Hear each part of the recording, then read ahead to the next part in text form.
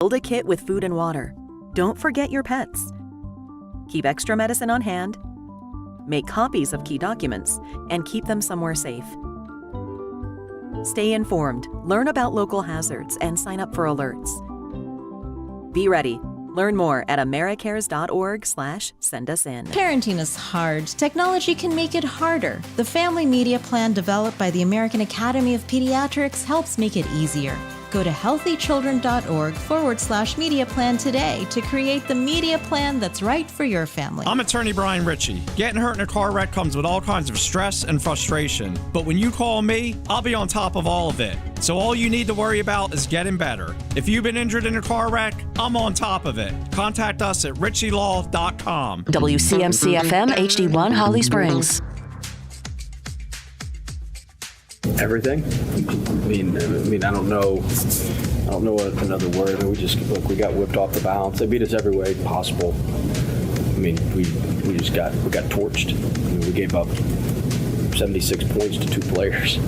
I don't know if I've ever seen that. So, I mean, we got torched and they picked at some matchups, and we could just never get our footing. We got down 14-4 and could never get our footing in the game. So. Just got hammered. I mean, find the lie. Oh, wow. Hi, everyone. It's the Adam Gold Show. I'm that guy. Victoria's here. You didn't give up 76 points to Louisville, to 2 guys for Louisville? Not at all. I did not. Wow. Yeah. May or may not have lost the same game parlay last night. That's right. That's all right. Happens. I forgot about that. Happens. I have to check mine to see how they went. I kind of forgot what I betted yesterday. I know it was the women's hockey, and I took the over. So I don't know what it was 5-0. The USA game, right? 5-0. Should have taken the over in shots on goal. I think the United States might have had 100. Oh, wow. Yeah, they only scored 5. We're going to talk Olympic hockey today. Greg Wyshynski of ESPN is going to join us. Let's see. Did I write down what we had? I had state. You could have done plus 6.5. That wouldn't have helped you either. Ooh, wow. Yeah. Oh, my other one, I did pick the Hornets to win, which it was close. They did not win. They did not. Close doesn't count. I know, but at least it wasn't like a blowout. There was it's not fight. There was. There were a brawl. It was one of 2 fights in the NBA last night. Some guy came off the bench from the Pistons. He did? He wasn't even playing. Yeah, that's a no-no. No. That guy will watch basketball for a bit. Mm-hmm. Yeah, we're going to talk about the Hornets-Pistons brawl and really just the Hornets in general today as well later on. Seth Greenberg is going to join us to talk college hoops. Carolina and Duke are both in action tonight. And we'll talk about the Hornets with our friend Konata Edwards. Nada the Scribe. Yeah. If he could put the child down for a nap in the afternoon. Cute. Yeah. What, Nada? Nada's adorable. Oh, yeah. Is that what you were talking about? Him too.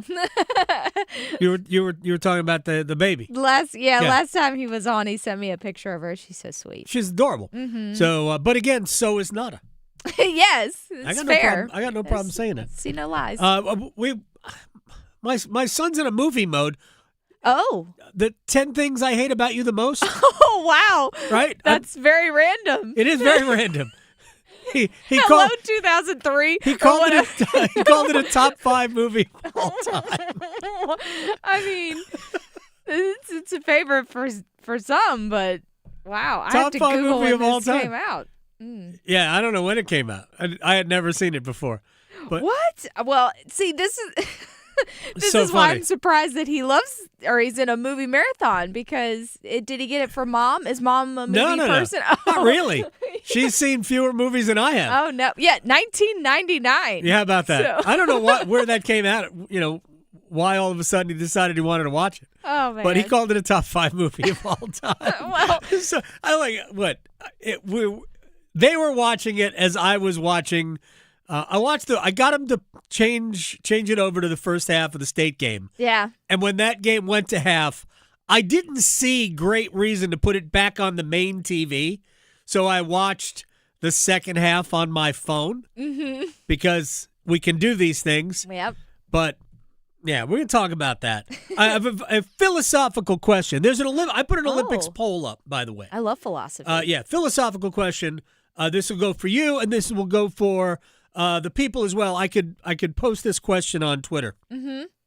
But real quick, I put a poll up. Thursday, the United States and Canada both start play in Olympic hockey. Yes. I think Finland might even play tomorrow. I got to look at the schedule. And we're obviously curious about Finland and about Denmark. That we have 4 teams that have Carolina Hurricanes playing in the Olympics. Sebastian Aho for Finland, and we've got Freddie Anderson, Nick Ehlers for Denmark, obviously Seth Jarvis and Jacob Slavin for Canada and the United States, respectively.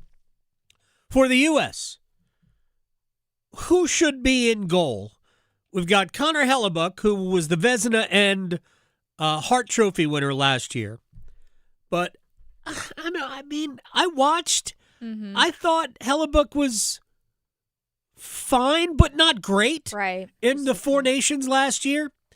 Certainly not bad, but I also, he didn't look like the Connor Hellebuck that played last year. Yeah. Same thing about the playoffs, by the way. He was okay. Jeremy Swayman, who's probably been the best U.S. goaltender of the 3, Hellebuck, Swayman, and Jake Ottinger from Dallas. So there's a poll up. Who should the U.S. start in goal? Hellebuck, who does look like he is going to be the Game 1 starter when the U.S. plays Latvia on Thursday. And by the way, that game is at 3:10. So it'll start right after we are done here. Perfect. Right? So, yes. We'll be like the pre-game. We will be. I'm doing Stormwatch. Yeah. Never mind.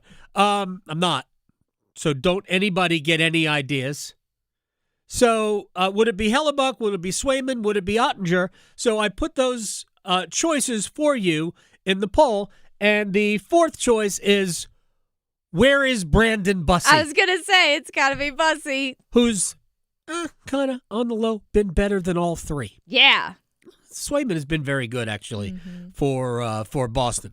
And he can fight now. And he tries. But he can lose a fight. Yeah. We have not seen Brandon Bussey fight, but Brandon Bussey wouldn't lose a fight. No, he's a gentleman. He's very nice. And they're all very nice. They're all very nice. For the most part. So, but Bussey would help you, like if you drop something, he'd help you pick it up. Absolutely. He would hold the door. Yeah. So that's the poll question I put up. So feel free, go check it out on my Twitter page at agoldfan. So there's that. But here's the philosophical question. Especially as it pertains to Olympic hockey, because, yes, we have Slavin, but we also have Jarvis. We also have Anderson and Ehlers and Aho. Is it okay if you don't root for the U.S. when it comes to certain Olympic events? Is it all right? I root for people that I like. Right, the person. Right? Mm-hmm. So, not that I want to see the United States not win.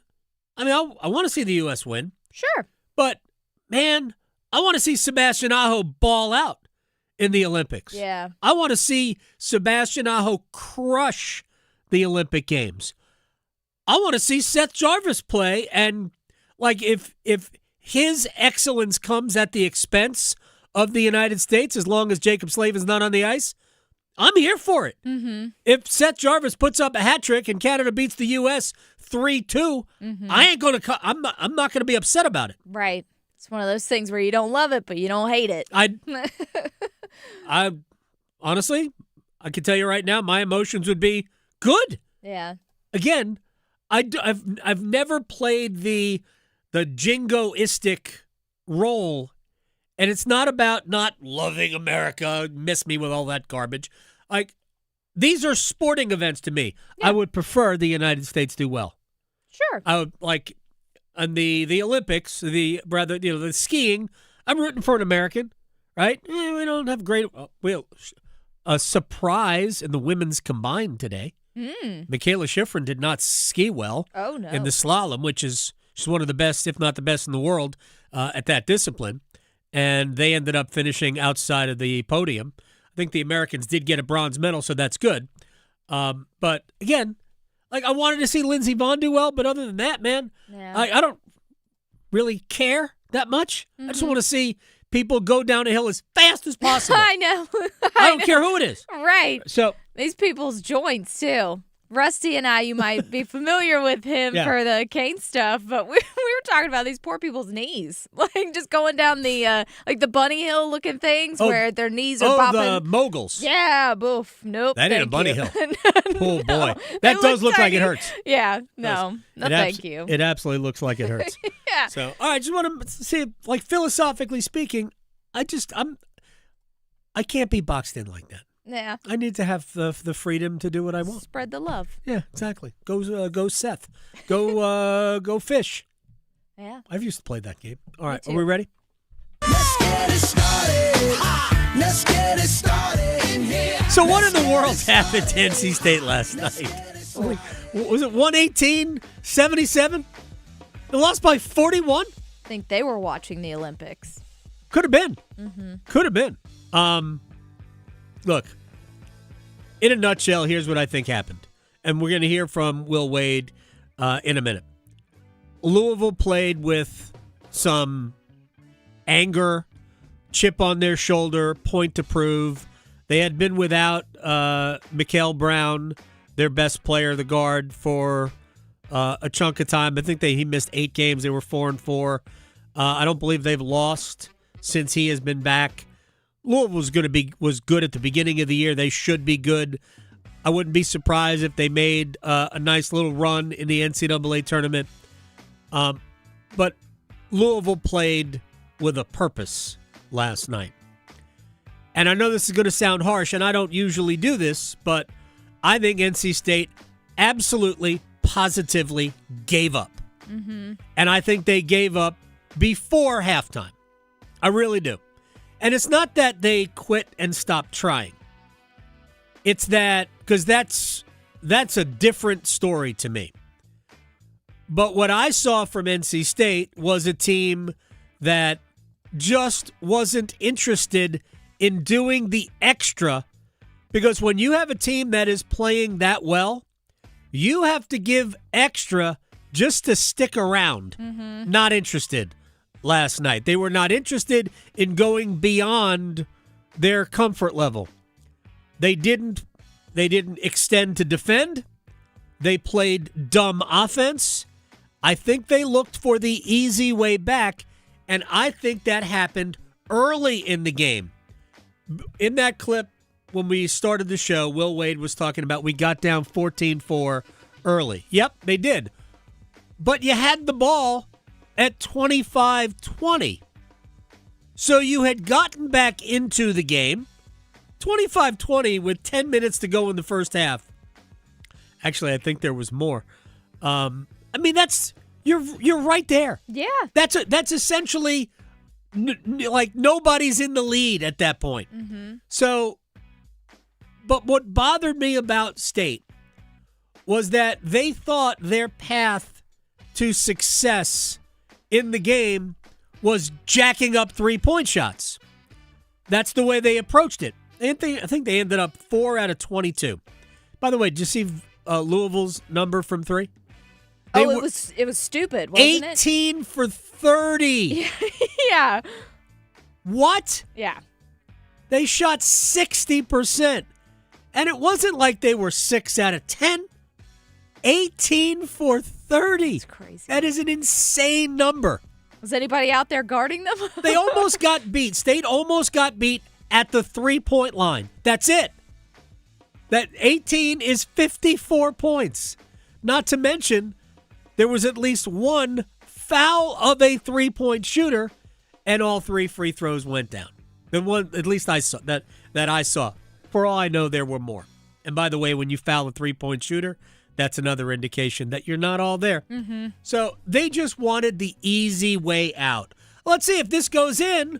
We cut into the lead a little bit more. But ultimately, when they don't, and you're taking bad threes, and I think a lot of these were bad threes, when you take bad shots, it leads to easy offense by the other team. These things work hand in hand. And I think those two things, not being willing to exert the energy on the defensive end to close out. I mean, literally, Mikael Brown had 1,000 points. I don't know what 45 did he finish with? Hold on, I've got the box score in front of me. I was just the 18 for 30 has got like flashing lights on it. Yeah, Brown had 45 points and 9 rebounds somehow. Wow. Ryan Conwell had 31 points and 6 assists. How did he have time for that? They combined for 15 out of 22 from three-point range. I saw a couple of difficult threes, but I also saw a lot of wide open threes. Not really paying attention to the details of the game. I am not going to make a character assassination of State. Sometimes bad games happen. Mm-hmm. But that's what I saw in the game. Here is Will Wade on what went wrong defensively. Everything. I mean, I don't know another word. I mean, we got whipped off the bounce. They beat us every way possible. We got torched. I mean, we gave up 76 points to 2 players. I don't know if I've ever seen that. So, we got torched and they picked at some matchups and we could just never get our footing. We got down 14-4 and could never get our footing in the game. So, just got hammered. They did. No doubt about it. All right. How do you bounce back from this, Will? Yeah, I don't know yet. I got to figure out what to do. I mean, certainly there's some things that we're going to have to show. But I mean, look, we've got to move forward. Unfortunately, I've had this experience before. This happened to me one other time at a previous job. They set the SEC record for threes on us. It was at home. What did they make tonight? 18. The other team, I think Alabama made, over 20 on us. We move forward from that. We're still an NCAA tournament team, won a lot of games, and we've got to find a way to be better on Saturday against Miami. It's not like the season ends tonight. It's one loss. I mean, it's an embarrassing loss. It's a terrible loss. It's poor, but it's one loss. It doesn't count. It's not like you get 3 losses for tonight. We probably should, but you don't. And so we can find a way to move forward, and I think we'll be judged on how we respond and how we move forward from here. And our team's been good with that all year, and hopefully we'll continue to do that. It's not their first embarrassing loss, right? They've had other embarrassing losses. The loss to Texas, right, in Maui was a pretty embarrassing loss. Losing at home to Georgia Tech falls into the embarrassing category. They will bounce. I have no question at all that they will bounce back. I am not worried about NC State. That was a worrisome game from a lot of standpoints. I do have this question. Do we remember who the preseason ACC Player of the Year was? Darian Williams. He can't have that game. Darian Williams can't play like that if this team wants to have long-term success. And obviously we're talking about this year. That was, again, in a night where, okay, not your night, and you kind of gave into it. That's a game where your best player at least drags you into the fight. You don't play enough games in college basketball. I mean, you play twice a week, sometimes not even. You don't play enough to where you're worried about in any way, shape, or form conserving energy. And by the way, Louisville played Wednesday, Saturday, Monday. 3 games in 6 days. If any team should have had extra energy, would have been the Wolfpack. But that's not the way it looked.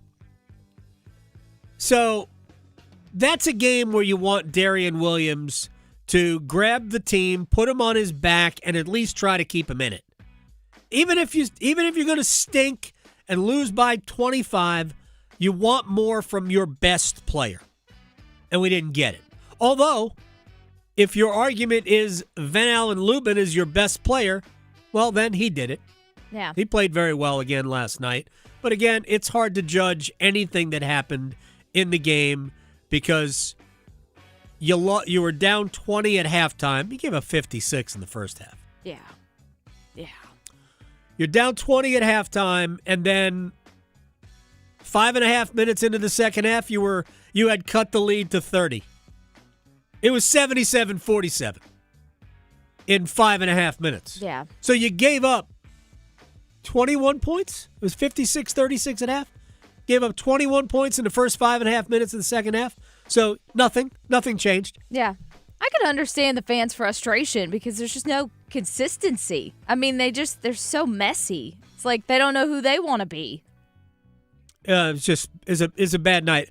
I did not notice on social media last night fans losing it. That's good. Good on State Fan, by the way. Yeah. And again, I think the confidence of where they are in the ACC standings, where they are in all of the national metrics, to me matters. And I think everybody understands it's a good basketball team, that they'll continue to get better and trend upwards the rest of the season. I fully anticipate them finishing in the top 4 of the ACC, getting the double bye, and having a run at the ACC tournament, which is in Charlotte this year. I mean, I absolutely expect them to do that. I think they're good enough. But Darian Williams, you got to be better. That you need to be the best player on this team. And to this point, we've only seen that sometimes. You know, a lot of times it's Kadir Copeland or it's Paul McNeil. And these are all good things, by the way, that you've got multiple guys who can be your best player. But there's nobody on the team with the pedigree and the background of Darian Williams. And he has to be reliable more than we have seen him. So that's my big picture takeaway, is that's the disturbing part. Getting beat by 41 on the road at Louisville, who's really good, that isn't as much of a red flag for me about NC State because it is a one-time deal. Or two. Well, no, one, sort of a one-time deal. Again, that Texas game, we can't unsee that either. But the real red flag for me about the game is Darian Williams. Just absolutely needs to be better. We have Carolina in action tonight at Miami. That is emotionally a difficult game to play. Miami is good. You're on the road, and it's 3 days after the win over Duke. Like, I would not want to wager on the game. By the way, Carolina is, I think, a 1.5-point favorite. Duke is favored by 17.5 on the road at Pitt. That's a lot of points to be given on the road, especially Pat Gongba looks like they list him as questionable. I don't even know what the injury is. Might be an illness for all I know. He didn't play enough against Carolina to get hurt. He only played like 16 minutes because of foul trouble. And Duke is a different team with Pat Gongba on the court than they are without it. I mean, one of those things that goes without saying, but it's a good bounce back for Duke. I mean, this is another game I wouldn't bet because the points are too much, and Duke is like an overwhelming favorite. But I would like to see a bounce back. There are a couple of players I would like to see more from. At least one. I would like to see more from Isaiah Evans. One of the things, what I said about Darian Williams, even though Isaiah Evans isn't Duke's best player, because we all know who that is, he is supposed to be the Robin to Cam Boozer's Batman, and it was like one of the movies. There's no Robin. I guess one of the movies did have a Robin, right? In the Batman movies? Yeah. Which one of the movies had a Robin? That's the old school one. Like, that was a long time ago. I haven't watched all the Batman ones, Right. so I don't know. But Jack will probably know. No, he won't. He's not seen those. He's probably watching it right now. He's not seen those. Hit me up on Twitter. Which of the Batman movies? I'm like the Michael Keaton. George Clooney was Batman, wasn't he? Anyway, which of the Batman movies actually had a Robin? But there was no Robin in the game because Isaiah Evans was really a no-show for Duke Carolina. They need him. It'll be good for him to play well tonight. So just to Google Batman Forever in 1995 and Batman and Robin in 1997. Well, Batman and Robin should have Robin. It's in the name. It's in the title. So Yeah. those two, I'm sure they're on his list because it's from the 90s. And those are next. He's going to watch 16 Candles Yeah. next. I'd get him to watch Breakfast Club. I think he would dig that's a good Breakfast one. Club. Yeah. One of the most quotable movies of all time. Big time. Yeah. So, but I don't know. I'm trying to get him to watch Clerks. What do we think? Oh, yes. What do we think of that? I'm not Jay worried and about- Silent Bob? Yeah, It's absolutely. fine. Yeah, there's nothing wrong with that. Yeah, totally fine. Yeah, I want him to watch that. That movie would be an education. And he's going to be looking for video stores after that. Yeah. Nah. Anyway, USA Women Hockey today. I think that match starts at 2:40 in Eastern Time.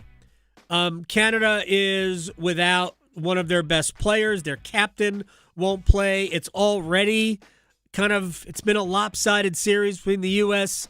and Canada.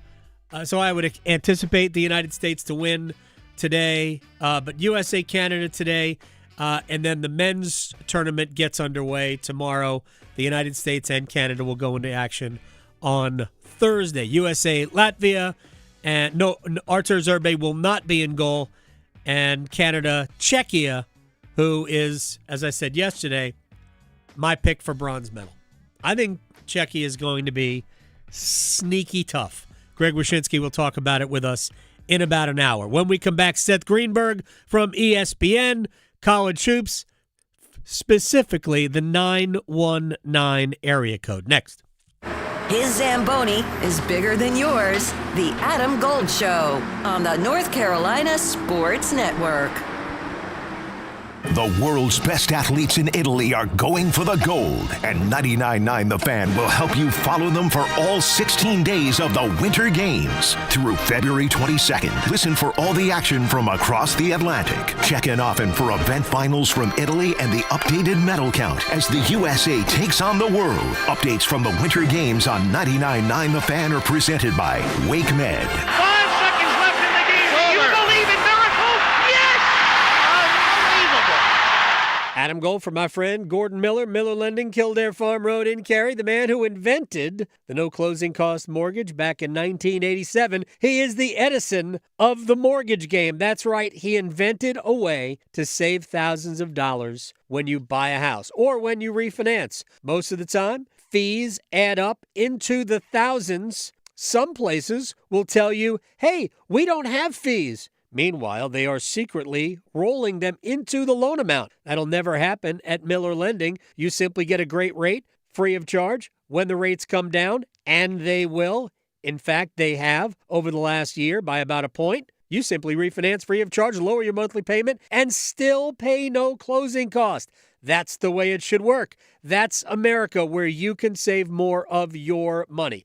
MillerLending.com online. Miller Lending in Cary. Since 1996, an equal housing lender, NMLS ID 2502146. Hey guys, Valentine's Day is right around the corner. Bailey's Fine Jewelry makes it easy for you to find the perfect gift for the one you love. Bailey's has something for everyone and every budget. They have a huge selection of jewelry and gifts, highly sought after pieces from David Yurman, Ippolita, Lagos, and Bailey's collections, as well as an impressive array of diamond jewelry. Visit Bailey's in Raleigh, Cary, Rocky Mount, Greenville, and Charlotte, or at baileybox.com. Progressive Insurance knows pets, and one of the biggest differences between people and pets is that we don't eat things off the floor.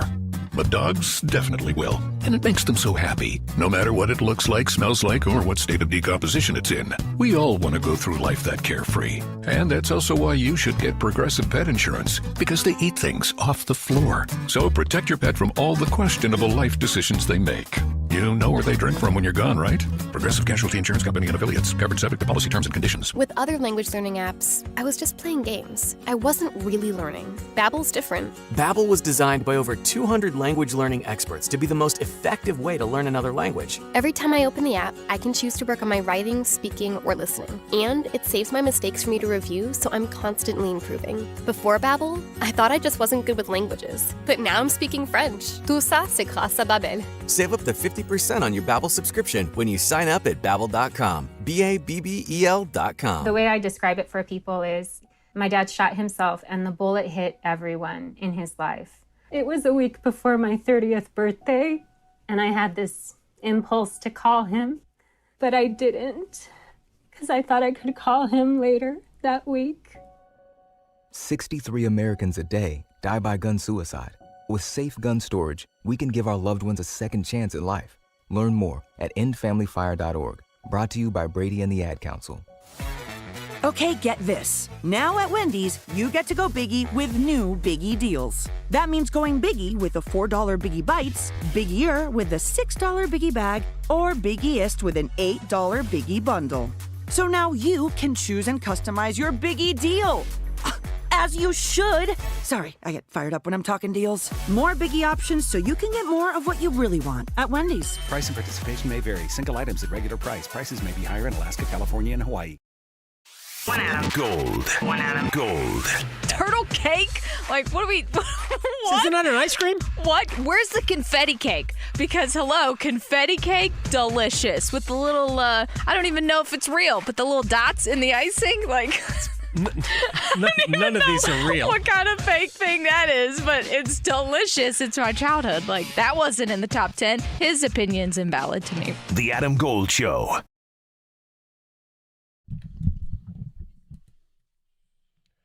It's the Adam Gold Show. I'm Adam Gold. Victoria producing the program. This gentleman was just in Chapel Hill, and somehow I did not call him and say hello. Seth Greenberg. Then I watched him in studio last night. Seth Greenberg of ESPN, who joins us. Sir, how are you? I trust you enjoyed your time in Chapel Hill. Yeah, it was incredible. I mean, just an incredible atmosphere, incredible game. The energy was incredible. I mean, it's all to describe it. About the only negative thing that happened about the game was what happened at the end of the game, and I have a solution to that. Game ends, you put a minute on the clock. The visiting team has a minute to get off the court, and then people can come out and rush the court and do it in a safe way. But the game was great. The shot was great. So poetic that Seth Trimble made that shot. I'm a huge, huge fan of his. Ben and Jerry's for everyone, and it was a great weekend. I wonder if he's going to invent a Ben and Jerry's flavor based on that. Last-minute Trimble. That would be good, or the Duke Devil Crunch. Oh, yes.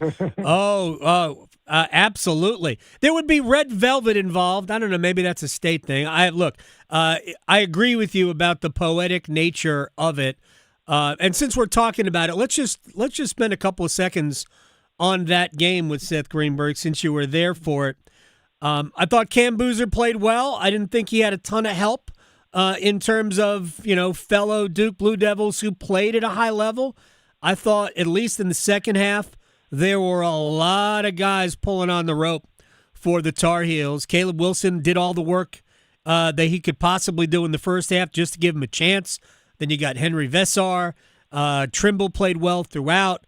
And really the second half that Derek Dixon played was just – it has been good for them all year long at Kentucky. Even though they didn't win that game, he was great. I thought the game at Virginia – Dixon was excellent. He's got a big game feel to him. Yeah, he makes plays at the end of games. He's really poised. The play he made on the last play, turning the corner against Cam Boozer, having the poise to find Trimble in the court. He could have thrown the lob pass. I think that would have been a 50-50 pass. To reach back with his right hand and make that pass was terrific. The three, reading the defense, the three defensive plays at the end of the game for Duke were just unacceptable for what Duke is. Because Duke's identity is on the defensive end. And it was basically three plays where they were not locked in. All three of those threes. I mean, Vassar comes off that little inside screen. All right, they have a back end to that play. It's a back screen to step out. But I mean, you guard him soft, he can make that three. The same thing with Dixon. And then the last play of the game, force the ball back to the help. And, John Shire will correct that. They're a terrific defensive team. They lost their focus. A lot of their lack of focus defensively was really a byproduct of their inefficient offensively at the end of that in the second half. I mean, they didn't make shots in the second half. They didn't make plays. They didn't share the ball. The ball had no energy. On the other side, 61 and 71. That's exactly what Carolina shot. 61 from the field, 71 3. You can't let Vassar catch it that deep. If he catches it that deep, you got to send someone at him. And you got to tip your hat to Hubert going inside to him, as well as Wilson played in the first half. Bringing that thing right to Vassar in the second half was huge. Yeah, huge. And the foul trouble for Pat Gongba, I thought it impacted Cam Boozer's defense because he knew that he had to stay on the court. He had picked up 2 quick fouls in the first half, played through it, but I thought it impacted his defense in the second half. Yeah, he was not as assertive as usually is because he's a pretty good defensive player. And look, the first half, Caleb Wilson in the front court got the whole front court of Duke in foul trouble. I was so impressed with Cam Boozer actually playing with 2 fouls the last 4 or 5 minutes of the first half and getting them back to a comfortable lead. And for all the people that talk about the last play of the game where Boozer kind of had him in the middle of the floor, that was actually exactly what you want. Best player in the middle of the floor, shooter in the corner, created the mismatch, And Vassari, look, he's a big body, does a great job of protecting the rim. He played into his body. If I'm a coach, I don't mind having the ball in my best players' hands in the middle of the floor. They stayed home. Credit to a good defensive play. I just thought it was a really well-played last possession, quite honestly, by both teams. Yeah, no, look, you'll live with Cam Boozer taking the shot from there because he makes that shot on a routine basis. It just didn't go. And yes, Vassar played well defensively. Look, I don't think Duke fans really are complaining about the final 2 possessions, their own, which got a good shot, and you force a 3-pointer from the corner, but Trimble has transformed his game. And just to get back to it, in this era where everybody's looking to leave when it's not going well, and we have to remember that Seth Trimble did at one point have his name in the portal, but decided, you know what, this is where I want to be, and came back and has not wavered from that. It is a great thing for college basketball when a 4-year guy at the same school can come through. And I love his game. I've always loved it. I think he opened a lot of eyes, I think, on Saturday night. And you can never have enough sets, number one. Number two is, the guy's fiercely competitive. He's tough. He takes on challenges. I don't have people say, oh, you hate Duke, you hate Carolina. When they tell me I hate both of them, I know I'm being honest. But, because I can't hate both at the same time. And my son-in-law is from North Carolina. My daughter married a guy who went to North Carolina, who's really close to the program. I just want to see good games. But Seth Trimble's a kid, it's easy to root for him because he had perseverance. He has stick-to-itiveness. He played in some games where he got punched in the face. Remember the game before this past game that they made that big shot? I think he had 14 in the last time he played against Duke. And I know he shoot only like 12 or 14% from the three-point line at home. You can wipe that out. That was room and rhythm, step in, bam, knock down the jumper. Now here's what Carolina's got to do. They got to validate the win. They're going to Miami. Miami's a physical team. They got a toughness about them. They got to guard the way they guarded in the second half. They've got to validate that win because if you can beat Duke in that moment in time, all right, that all of a sudden that says, all right, wait a second.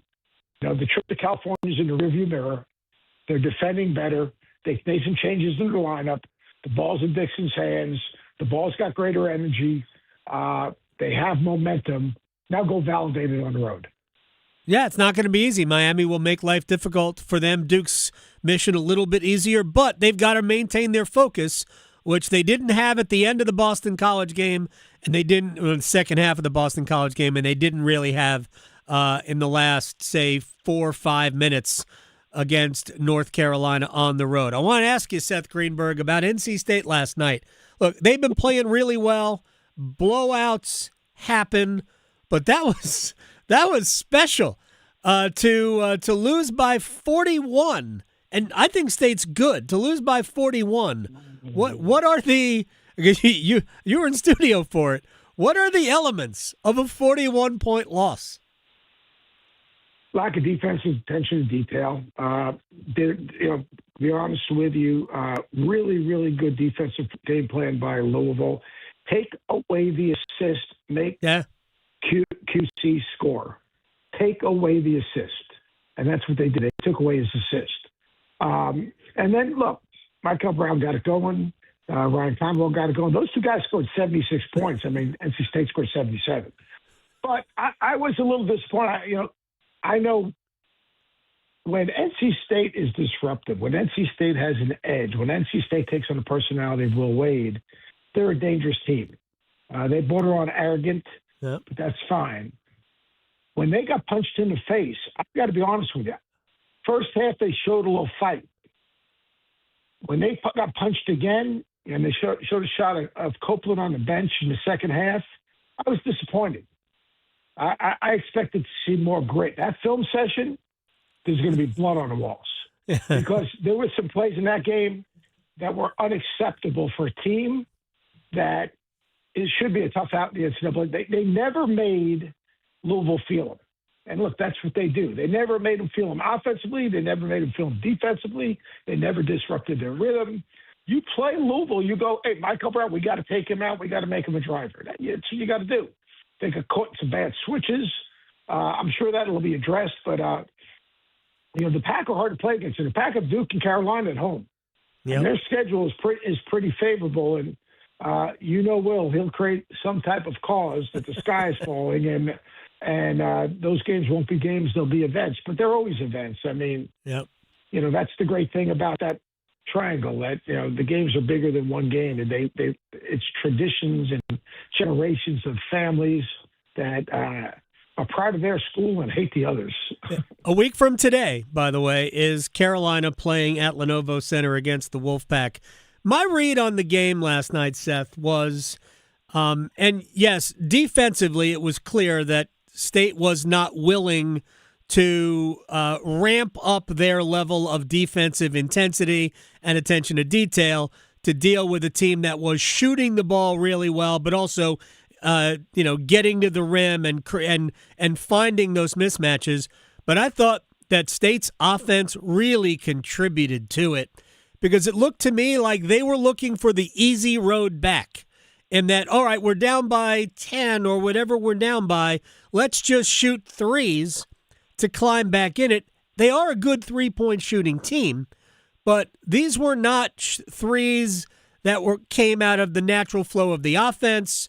They were just, I have a three. I'll throw it up here. And I just didn't see any rhythm to anything that they did, and I just thought they were looking for the path of least resistance.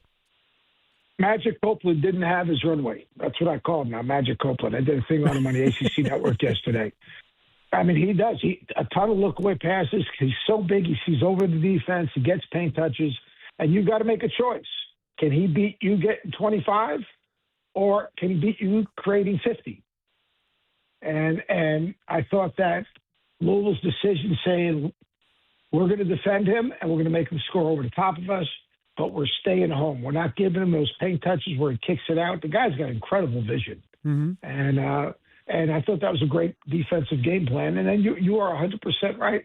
There's no 20-point shot. What you got to do when you watch this your whole life, Adam, you've got to get a stop and have a good offensive possession. Yep. Get a stop, get to the free throw line. Get a stop. You've got to put stops together to get back in the game. Seth Greenberg is joining us here. Final thing before I let you go. I appreciate your time always, sir. The ACC had a bad year last year. It just wasn't very good. There were some good teams in it, no doubt, and Duke ended up in the Final Four and probably should have beaten Houston. I think we can all at least say that out loud. That's not throwing shade on Houston, but Duke probably should have won that game. With all of that said, it wasn't a great league last year. It does seem to be for the most part, pretty much all the way back to not what it was before. We don't have multiple teams we could see in the Final Four. Maybe there's just one, maybe there's two. But what's your read on the overall quality of this league this year? Investment equals expectation. You make an investment, whether you change coaches or not. If you give coaches resources to go and acquire talent, and they're good coaches, so they're going to win. And that sounds silly, but it's just the way it is. There's a cost of doing business in college athletics today. Now, the one guy that's doing without money is Brad Brownell. That guy's won 14 straight road games. 14 straight road games. And you know what? They're a mistake-free team, basically. Yep. They make you beat them. They're hard to score against. They don't give you anything in transition. They limit you to one shot. They're physical up front. They don't have one guy they can go to at the end of the game, but they figure out a way to finish out games. But Brian Odom's doing a terrific job. Jay Lucas is doing a terrific job. Will's done a really good job. Luke Loucks, I think, has won 3 out of the last 5. He's doing a nice job. He just doesn't have enough money to get the players they need. If you go around the new hires, good job. But more importantly, those institutions, whether it's the athletic director, the presidents, the alumni, or whatever, said, we do not want to have a basketball team. We want to have a competitive basketball program. It isn't Duke and Carolina, all right, and the others. What it is very simple. It's the ACC, and it's a collective responsibility for everyone in the league to make the commitment needed to make the ACC that competitive league that everyone has expected it to be and we have all known. Isn't it great, though, that in the case of Brad Brownell and Clemson, there's a lot of athletic departments that would have moved on from Brad Brownell. He's been there a long time. I mean, it's not – there's a lot of people that would have said, it's just not working out. Let's try something else. But they stuck with him, and he's always been a dynamite coach. I know one bad AD right off the top of my head. But you know what? It's funny because when I got let go, Brad and I are really close. He said, I hope I last 9 years. I don't know what year he's on right now, and it just shows you get good leadership. Yeah. Now they got to continue to support him because they really hit home runs in the transfer portal on a dime. They really did. But he knows exactly how they're going to play. He fits the system to his personnel. They guard the ball with great pressure. They have good support behind. They don't turn it over.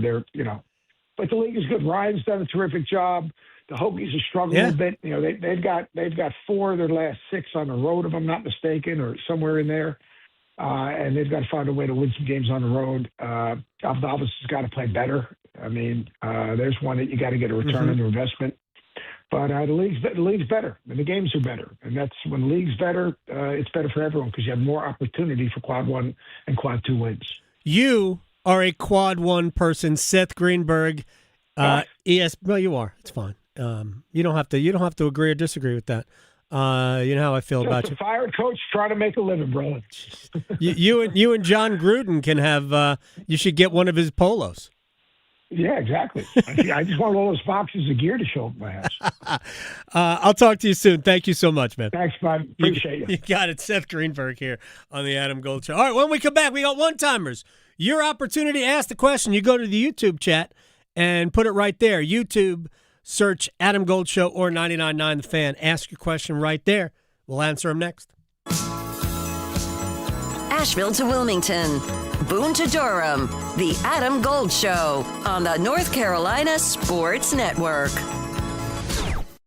Hey, it's Adam Gold from my friends at FanDuel, America's #1 sports book. Football's over. And while we do have basketball and hockey to look forward to, the Olympics are going on right now, and betting the Winter Games on FanDuel just makes sense. We've got everything you want, and the sports are a little bit different. So while the Winter Games are on, let's add a little spice. Okay, for skiing events, stay with the Norwegians or the Austrians for the alpine events. For the sliding events, those are like bobsleds, luge, toboggans, Germany, Italy, those are good. The Swiss also sneaky good. Swiss also pretty good in skiing. Hockey, stay with the U.S. and Canada.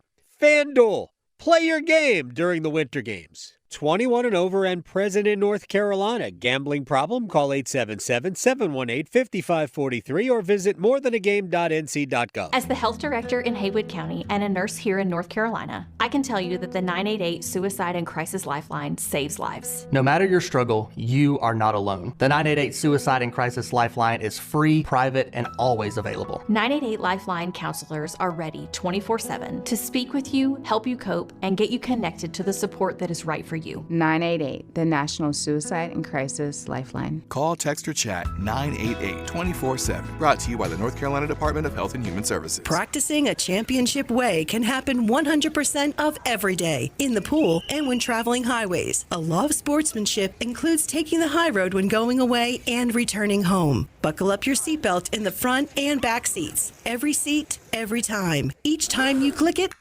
counts as a winning ticket. Demonstrate your championship drive through your safety practice, a freestyle by any measure. This message was brought to you by the Governor's Highway Safety Program and the North Carolina High School Athletic Association. You know the only feeling sweeter than opening a college acceptance letter? Knowing that you'll be able to pay for tuition however far you go. The first step? Completing the free application for federal student aid, or the FAFSA for short. Find out how much money for college you qualify for. Grants, scholarships, and other opportunities are waiting. How far can you go? Find out at cfnc.org/FAFSA101. If you pay your city or town for electricity, you live in a public power community. Public power communities provide electricity to families and businesses from a locally owned and operated system. Public power systems are not-for-profit and provide electricity at affordable rates with unbeaten reliability. Your local public power provider invests in your community, providing local jobs and supporting your local economy. Electricities of North Carolina is the energy behind public power. Learn more at electricities.com. Did you know Medicare fraud is costing us $68 billion a year? The NC Department of Insurance Senior Medical Patrol Program's goal is to reduce Medicare fraud, waste, and abuse. If you suspect any billing or Medicare fraud issues, we're here to help. Contact SMP today at ncshiip.com or call toll-free at 855-408-1212. Project supported by grants from the Administration for Community Living. Contents do not necessarily represent official views of, nor an endorsement by ACL, HHS, or the U.S. government. Now, all across North Carolina, it's Carolina Newsmakers. Each week, leaders from politics, education, business, and the arts join Don Curtis to share insights and ideas shaping our state. Hear interviews that go beyond the headlines with guests who know North Carolina best. Listen on the radio stations throughout North Carolina and on demand at carolinanewsmakers.com. This is Adam Gold. 82nd mark, I screamed in the booth. Why the heck is he still on the ice? Did you say it in Finnish? I should have. Yes. No, he wouldn't. He curses in English. He does. All right, 2 seconds later, he scored. Yes. And I went, oh, that's why. That's what. The Adam Gold Show.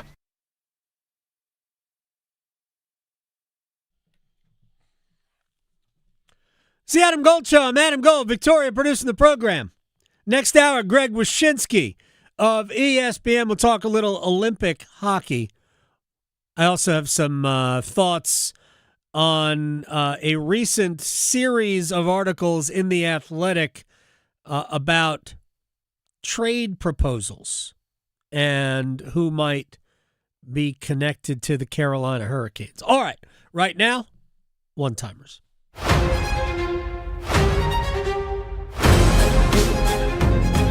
Okay, starting things off on our Tuesday, Andrew wants to know, U.S. versus Canada, women's hockey, both are undefeated so far. Who gets the W this afternoon? The United States is going to win that game. USA. Yeah. 4-1. Oh. USA's better. And Canada's missing, arguably their best player. Wonder what. I'll have to check and see what the over-under is for that one. 5.5. Of course it's 5.5.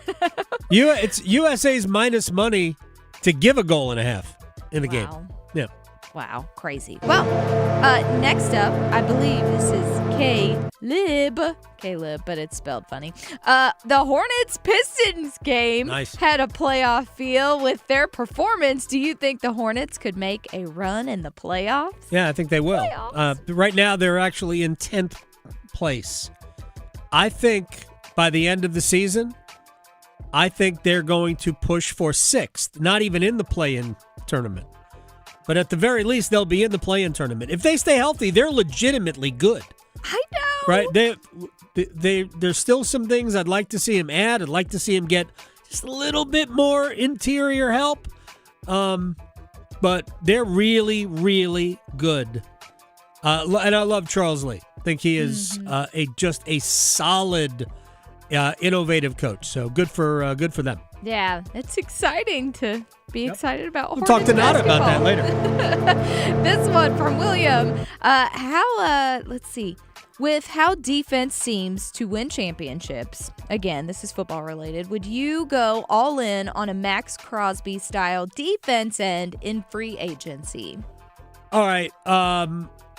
It doesn't look like the Raiders really want, but I don't think I would do. I wouldn't give up what you need to give up to get Max Crosby, and then you're sucking up a whole bunch of your cap. So I wouldn't do Max Crosby. You have to concentrate on getting a pass rush. I think enhancing your defensive line. Got to find an inside linebacker. Probably got to find another couple of defensive backs. But I also think that you should not ignore the offensive line. You need some help on offense too. By the way, the notion that defense wins championships, yeah, when it does. But for the most part, you got to be able to score. You have to be able to score. I think they need to get better offensively too.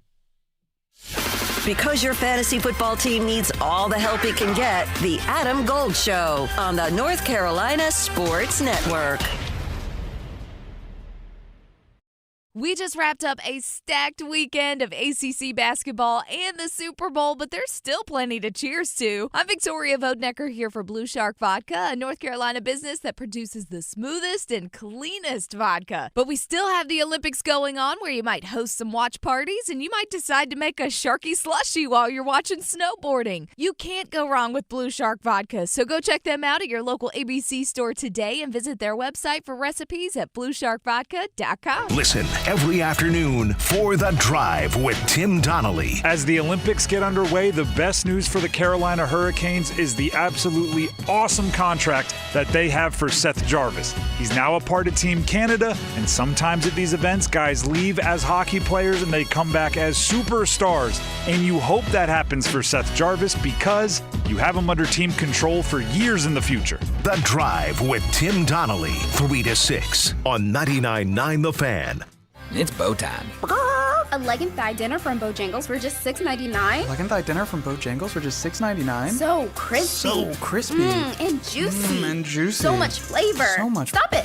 What are you doing? What, you expect me to get this delicious deal and not say anything? You're unbelievable. You're unbelievable. With a boldly seasoned leg and thigh, choice of fixin', a biscuit, and legendary iced tea, it's a deal so good it's worth repeating. So eat and repeat while it lasts. It's bow time. It's bow time.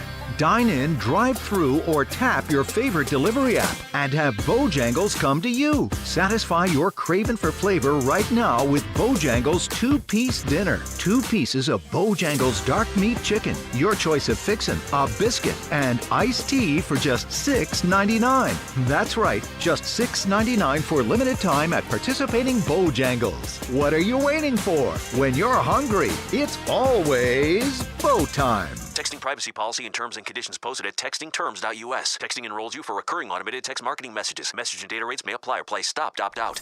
Mom, can we do pizza night tonight? Not this week, sweetie. Payday's not until Friday. Hey, we don't have to wait. We qualified for up to $750 before payday with Current. $750? Before payday? Yep, we set up an eligible payroll deposit and qualified for in advance. No hassle, no credit checks. And with their sign-up bonus, we got an extra $75. Pizza night! Need money before payday? Current has you covered with up to $750 in paycheck advances when you set up an eligible payroll deposit. And right now, get a $75 sign-up bonus. Current, the banking app that gives you more for your paycheck. Text SPEND to 323232. That's SPEND to 323232. Paycheck advances offered by FindCo Advance LLC, a financial technology company, not an FDIC-insured bank. Eligibility and available amounts may vary and are subject to change at any time. For full terms and conditions, visit current.com/radio or call 1-888-851-3177 for more information. All of us have a role to play in promoting a mental health-friendly workplace. Whether we're a CEO, manager, coworker, or someone with a mental health condition ourselves. So what can I do to help?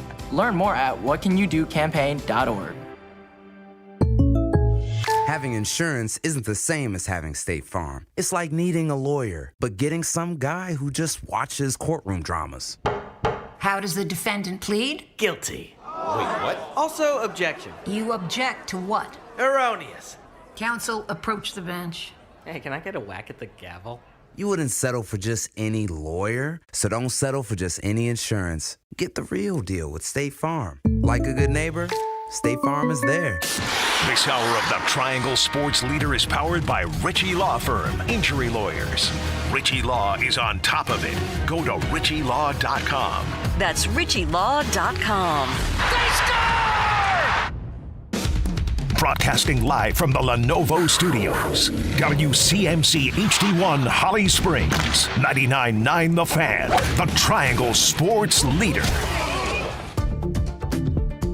I absolutely think Seattle has what it takes to go back-to-back. They are going to have turnover at the offensive coordinator position with Clint Kubiak, but we have seen the emergence of Mike McDonald, a defense that is so nasty. We believe in Sam Darnold in a different way. So many great pieces on the offensive and defensive side of the ball, and now they have that championship DNA.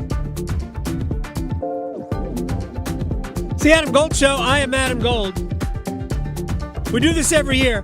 By the way, Michelle Smallman from Unsportsmanlike and ESPN Radio, she might be right. We do it every year. Seattle, the betting favorite right now to win the Super Bowl. They might. They do have a great defense, very good offense. But man, did a lot of things go right for Seattle? Think so. Just like if you look at ESPN's power rankings right now, and again, a day after the Super Bowl, the power rankings probably are what they should be. You know who's number 2 team? Victoria, on ESPN's way too early power rankings for the 2026 NFL season. Ooh. Seattle was number 1. You know who was number 2? No. Who was it? The Patriots. Really? Yeah. Wow, that's a mistake. I mean, we did just see them in the Super Bowl. Yeah, but there is something to that easy schedule and, Maybe. Right. Bo Nix getting injured. Having to play Jared Stidham in the AFC Championship game and really not looking great. Until we got to about, the middle of the third quarter? Yeah. So, again, I think the Patriots are absolutely going to be a team that should compete for playoff spots, division championships over the next 10 years. Mm-hmm. But I would not put them in any better spot than the Buffalo Bills. Yeah. And I think there's a ton of competition across the AFC. Mm-hmm. I think Denver will get better. I don't know if Bo Nix is really the answer, but maybe he is. And so Denver will be good. Kansas City, as long as Patrick Mahomes can walk upright. Now he's got injuries. He has the ACL tear to return from. Don't know if he's going to be able to start the season. But we do it every year. What did we just last see? We did it with C.J. Stroud. Mm-hmm. We did it with Jaden Daniels. We're going to do it with Drake May. Yeah. And I think May is going to be awesome. He certainly wasn't in the Super Bowl. That will be part of the thing we talk about here. But my gosh, we are inherently last thing we saw. We have such a recency bias with everything. Big time. So why don't we run it back? By the way, a quick scheduling update. Not a scheduling update, but I had said that the USA-Canada women's hockey game was 2:40. Today it is 2:10. Oh. Today they will drop the puck. It will be on the TV up here. I've had the Olympics on since they started. Mm-hmm. Well, I was here yesterday. Mm-hmm. Right. Because they didn't start on Friday. No. You TV were watching coverage. curling yesterday. And I'm looking forward to tonight's gold medal match. That should be a knockdown, drag-out Yeah. curling. I don't think we'll see a fight like Pistons. A brawl like we did last night. I don't think we'll see that. Someone coming off the bench. And if we did, first of all, those stones are heavy. Yeah, they are. And I don't know that you could pick one up and hit somebody with them. Yeah. But no. Although, the guy for Italy yesterday, who had a sketchy semifinal, in my opinion, in my expert curling opinion, Yeah. I didn't think he didn't have his best game match. Anyway, he looked like he would be capable of lifting up a curling stone and maybe wielding it as a weapon. So I just Googled it. They're 42 pounds. Yeah, they're heavy. And I was right They're to at made least, like in, is it Iceland? They're made?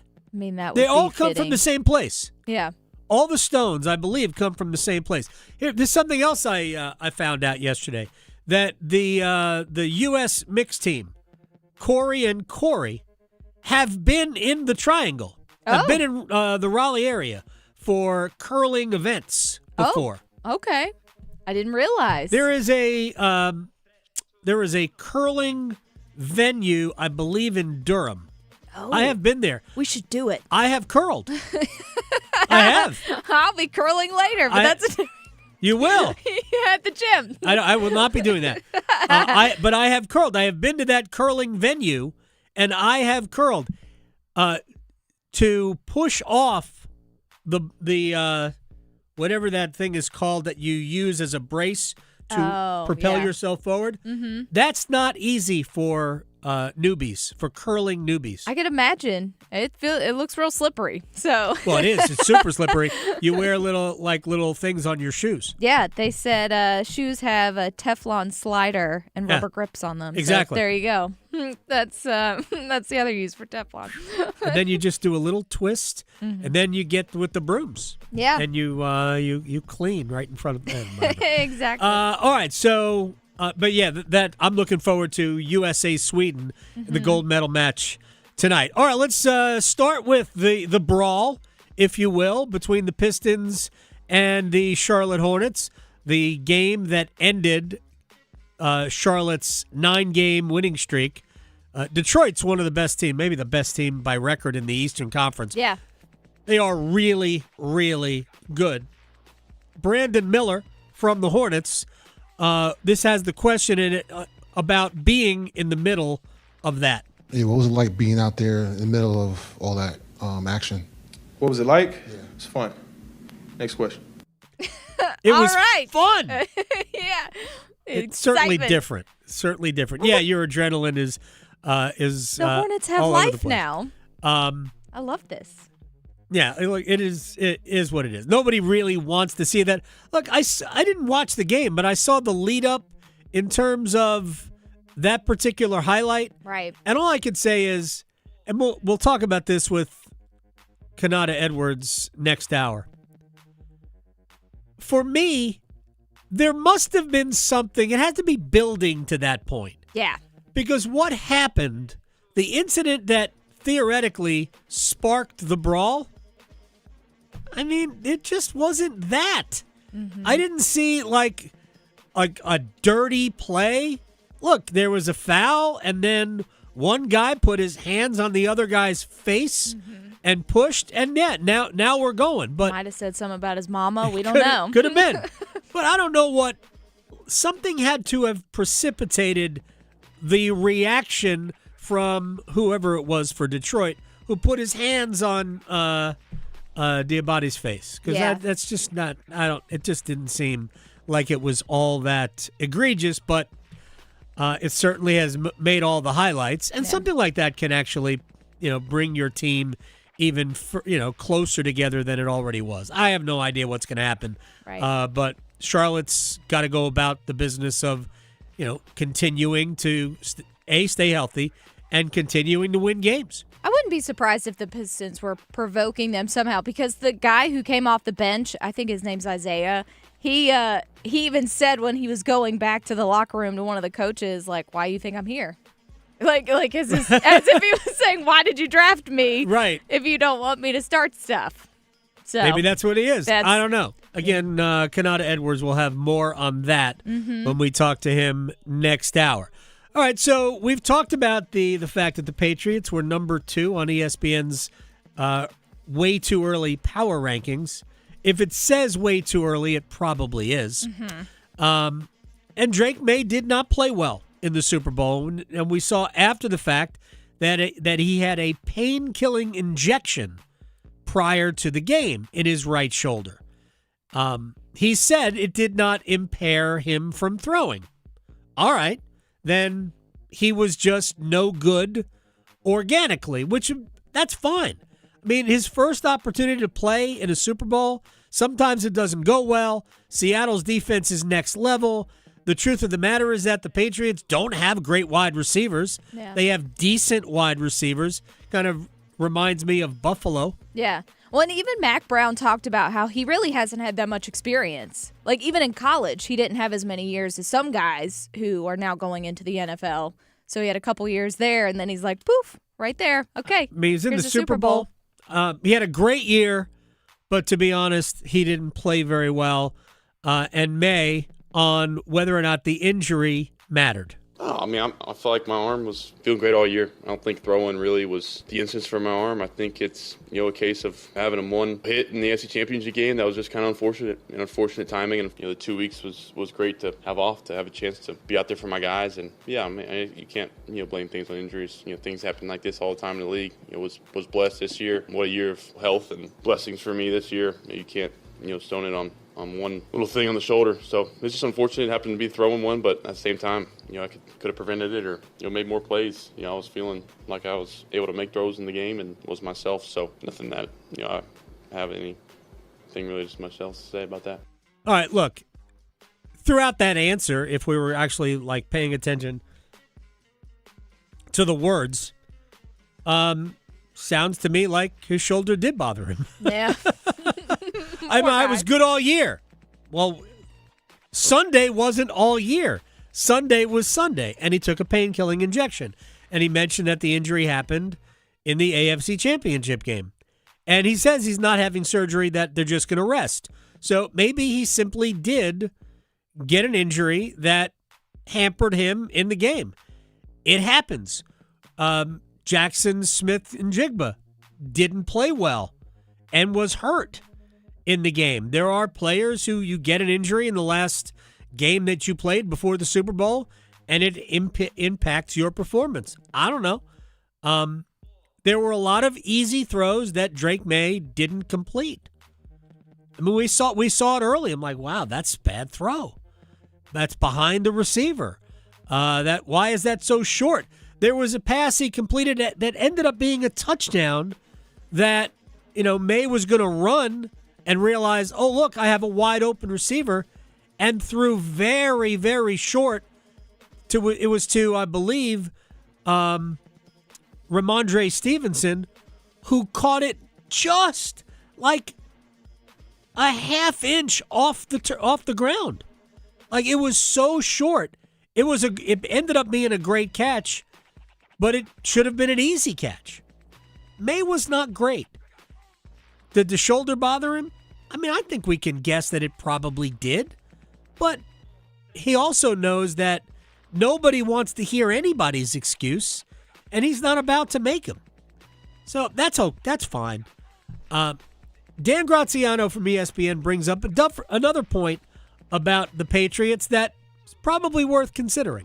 If they had lost in the same round the Bears did, I think we'd be talking about them the same way we're talking about the Bears, as like this up-and-coming team that had a great year, showed promises, set up for success. I feel like they almost went too far for their own good because they got exposed in the Super Bowl as a team that probably isn't ready to be there yet. Good for them for getting there, well coached, but, it was Jarrett Stidham in the snow in the AFC Championship game, right? Like, the offense did not play well in the postseason. I think they'll upgrade at some positions. I think wide receiver, they'll still continue to work on this offseason. I think things will get better around Drake May, but the schedule will be tough for next year. So I wouldn't be surprised, even if I think they're still a good team, that they don't quite have the year next year that they had this year.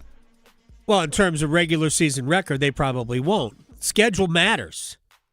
I mean, it just does. Who you play in the NFL absolutely matters. Stack their schedule up with the Chiefs from last year. Go ahead. It seemed like every week the Chiefs were playing somebody like the Bills. Every week. That's the reality when you finish first in a division, is that you get a first-place schedule, which means you play basically all of the other teams in terms of which divisions you play.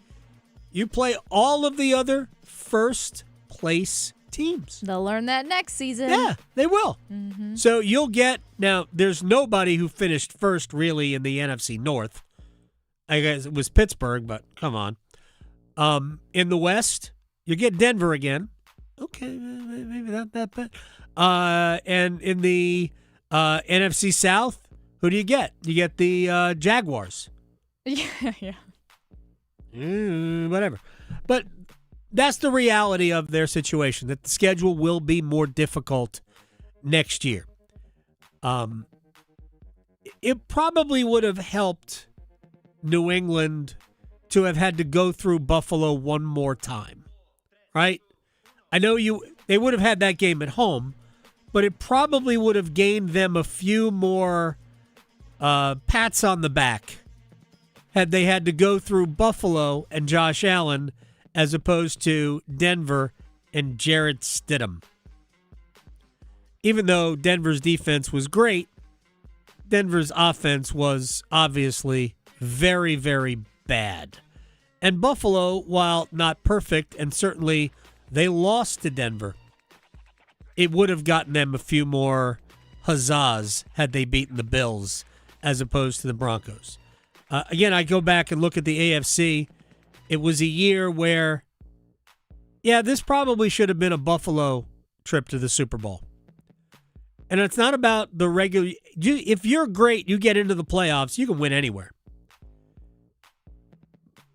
It wasn't a great playoff for Buffalo. Because the truth is that in the game in Denver, Josh Allen and the Bills didn't play very well. Just didn't. Not well enough. You win on the road in the playoffs, you just got to play much better, and they didn't. And nobody should give them a pass for it just because you played on the road. Nobody should do that. That's a mistake. It's a game that it ultimately cost Sean McDermott his job. I think if they had gotten to the AFC Championship game and lost, I think you could go, we got to the AFC Championship game and lost on the road.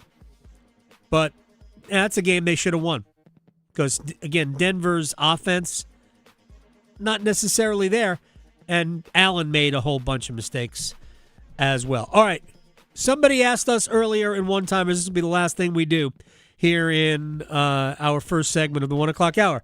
Adam Schefter from ESPN on the Raiders and their overall reluctance to move defensive end Max Crosby. I think there's a part of this that right now he absolutely would like to be traded right now. Does that wind up being the case? I don't think that they're all that enthused about trading him. I know he'll want to be traded, but if I'm the Raiders, I could just say, look, Max, we're going to have the number one pick. We're going to have the chance to draft Fernando Mendoza. We got $90 million cap space. We got a new head coach that we're really excited about in Clint Kubiak. Don't you want to be a part of this? Now, the opposite would be you could argue, we've had new head coaches and new quarterbacks before, and it hasn't worked out, and why is this going to be different? So that's about will the Raiders trade Max Crosby? if I'm the Panthers, man, Max Crosby would be great. Yeah, he'd be good on any team. It would be. But how much more is Max Crosby going to be good? Yeah. So this would scream final piece of the puzzle for me. And I don't think the Panthers are at final piece of the puzzle stage. Nah. Remember what I referred to, that way too early power ranking? Mm-hmm. Panthers made the playoffs. Where do you think they rank in this little exercise ESPN.com did? Probably in the bottom half, like 20-something. 21. Yeah. 21. Yeah. 14 teams make the playoffs. So they had the Panthers, in the middle of the non-playoff group. Yeah. And I don't think that is crazy to say that, as much fun as this year was. I think there might be a little bit better than that, but not much. Mm-mm. Clearly they need an upgrade at edge rusher. But I think they need a lot of things, and I think you only make a move and give up the assets for Max Crosby if you believe that acquisition puts you in a position where you can really make a run, and I think they need so much more than that. I think they still need better at wide receiver. Mm-hmm. They need another tight end. They need, I think, some shoring up on the offensive line. That's where New England's got to improve. Whew, they could not block. Nope. Seattle at all. Look, Seattle might be a tough team against which to gauge, but my gosh, they could not keep Seattle out of their offensive backfield. So, but I think the Panthers have a lot. I would not make a move for Max Crosby. I just don't think he's got enough years left for the Panthers to have that pay off in their favor. All right, when we come back, we got a little hockey game today coming up in less than an hour. USA-Canada women's preliminary round. It's not a medal round yet. And then USA and Canada both on the ice on Thursday. We'll talk Olympic hockey with Greg Wyshynski next. Still arguing whether hockey or golf has the tougher dress code? The Adam Gold Show on the North Carolina Sports Network. The world's best athletes in Italy are going for the gold, and 99.9 The Fan will help you follow them for all 16 days of the Winter Games through February 22nd. Listen for all the action from across the Atlantic. Check in often for event finals from Italy and the updated medal count as the USA takes on the world. Updates from the Winter Games on 99.9 The Fan are presented by WakeMed. 5 seconds left in the game. Do you believe in miracles? Yes! Breaking news. Multiply the Cash scratch-offs are here and have $1 billion in total prizes? Mike's live on the scene. The word is out, and with so much cash up for grabs, everyone's getting in on this $1 billion. Grandma? Out of my way, Mikey. Granny's on a roll. You heard it here first, folks. Get in on $1 billion of wins with new Multiply the Cash from the North Carolina Education Lottery. Must be 18 to play. Approximate overall odds of winning are 1 in 3.01 to 4.82. Problem Gambling Helpline, 877-718-5543. Hi, I'm Kamiko, the founder of Miko's Hot Chicken. When we started our family restaurant, we were also raising a family. But let me tell you, it wasn't easy. Our Chase Ink card was there to reward us on all of our business needs. Now we have a thriving location, and we're hungry for more. With the Chase Ink Business Unlimited card, you can earn unlimited 1.5% cash back on every purchase, so your business can go from here to possible. Chase for business. Make more with yours. Real business owners compensated for their participation. Cards issued by JPMorgan Chase Bank and a member FDIC. Subject to credit approval. Terms apply. It's back. The Chatley Boat Show and Sale at the Carscott Building in Raleigh, featuring Suzuki outboards Thursday, February 12th through Sunday, February 15th. And it's bringing the largest inventory and deepest discount of the year. Save thousands off top brands. On-site financing to get you approved and on the water.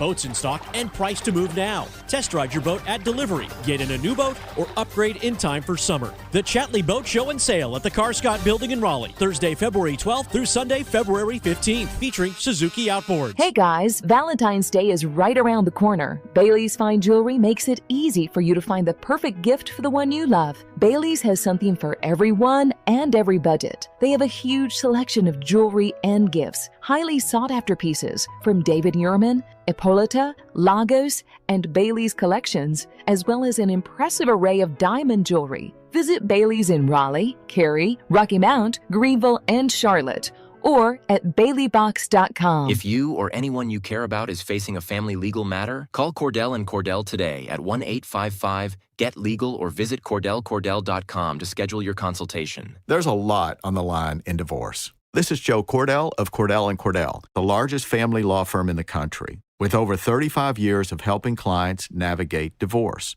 But being big doesn't mean less personal or less local. Our attorneys live and work in your community, and as neighbors, they understand the challenges your families face. Divorce touches all areas of your life: your home, savings, retirement, and of course, kids. So when you find yourself facing divorce, you need a partner you can count on. Visit CordellCordell.com to schedule your consultation. If you or anyone you care about is facing divorce, contact Cordell and Cordell today. With over 100,000 clients served, we understand the challenges you're facing on a personal level. Call Cordell and Cordell today at 1-855-GET-LEGAL. That's 1-855-GET-LEGAL. Joseph Cordell, licensed in Missouri and Illinois. CordellCordell.com. Snapshot from Progressive wasn't created for just anybody.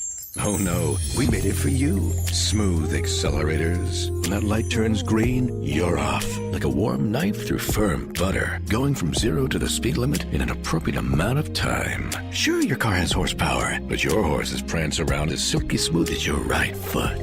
Fancy Prancerton. With Snapshot, safe drivers like you get personalized rates based on your driving habits. Sign up today at Progressive.com. Progressive Casualty Insurance Company and Affiliates. Snapshot not available in California or from all agents. One Adam. Gold. One Adam. Gold. I have his jersey. Do you? Yes. Do you have any other jerseys or just a Jake Delhomme? I got so many. Do you really? I go all the way back from Tim Biakabatuka. Wow. Yes. Cam, Luke, obviously, Smitty. So, yeah, I've got multiple. 6 or 7, maybe? 6, 7? 6, 7? 6, 7? The Adam Gold Show. Greg Wyshynski, ESPN. We've got hockey. Even though we have no NHL hockey for 3 weeks, I have no idea. I am bored to death without the Hurricanes, but we do have a little Hurricane flavor in the Olympics, but not in today's match. Can we start with USA-Canada? I don't even know what part this is. It's probably the first of 2 meetings in the women's tournament. This a preliminary round, and then we'll get to the medal round. The U.S. has dominated this series so far this year. Like, I think they swept that rivalry series four-match sequence back in November and December. Canada's without Marie-Philippe Poulin. So I don't know if this is even more egregious in favor of U.S. Or is it just the Olympics and we have no idea? No, it's more egregious in favor of the U.S. I mean, Poulin is Canada's best player, even at her advanced age. But right. She, it's kind of a bummer. You want both teams to be at their apex when they play each other. It is, for my money, the best rivalry in sports. The USA and Canada women, they've been battling like this for the last 15 years or so. Yeah. So what this game means is nothing. They've both advanced to the medal round. They're going to see each other again for gold because there's nobody else in women's hockey that comes close to playing competitively against either of these teams. You hope Poulin is back for the gold medal games. We can see a true best on best. But like you said, I mean, the pressure's on Canada today to kind of, dig in and show they can be competitive. The U.S. has really dominated this rivalry over the last year and in the run-up to the Olympics. And, for my money, it's one of the more intriguing American teams. If you look at the goal scorers from their most recent game, it might not be names that are familiar to you. It's not Hillary Knight. It's not Kendall Coyne. It's not those older players that are still on the roster. And that just kind of flexes the depth that the U.S. women have right now on this team. I mean, they have been amazing. It's funny. I've watched 2 USA women's games already, and they put like a million. It's like watching the Hurricanes. They take 70 shots and they score 5 goals. It seems like there's a recipe for them to be hitting 10 at this point. Yeah, and also very Hurricane-like in the sense that they've outscored their opponents 15-1. I think when the Hurricanes are playing to the apex of their style. So yeah, they're a dominant team. They're a fun team, and it's always great to see this rivalry on this stage. It's like I said, it's a rivalry that launched a professional women's league. Yeah.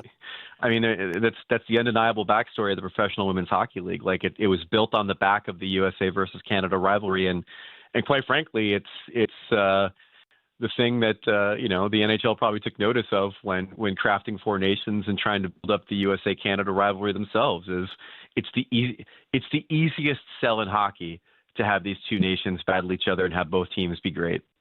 No doubt about it. Greg Wyshynski, ESPN, joining us here on the Adam Gold Show. And hopefully we'll have 2 competitive games as opposed to some of the scores we've seen even without, we'll call her MPP so I don't mess it up. Even without her or with her, some of the games have been a little lopsided. Let's talk about the men. We've seen the U.S. and Canada will start play not tomorrow, but on Thursday.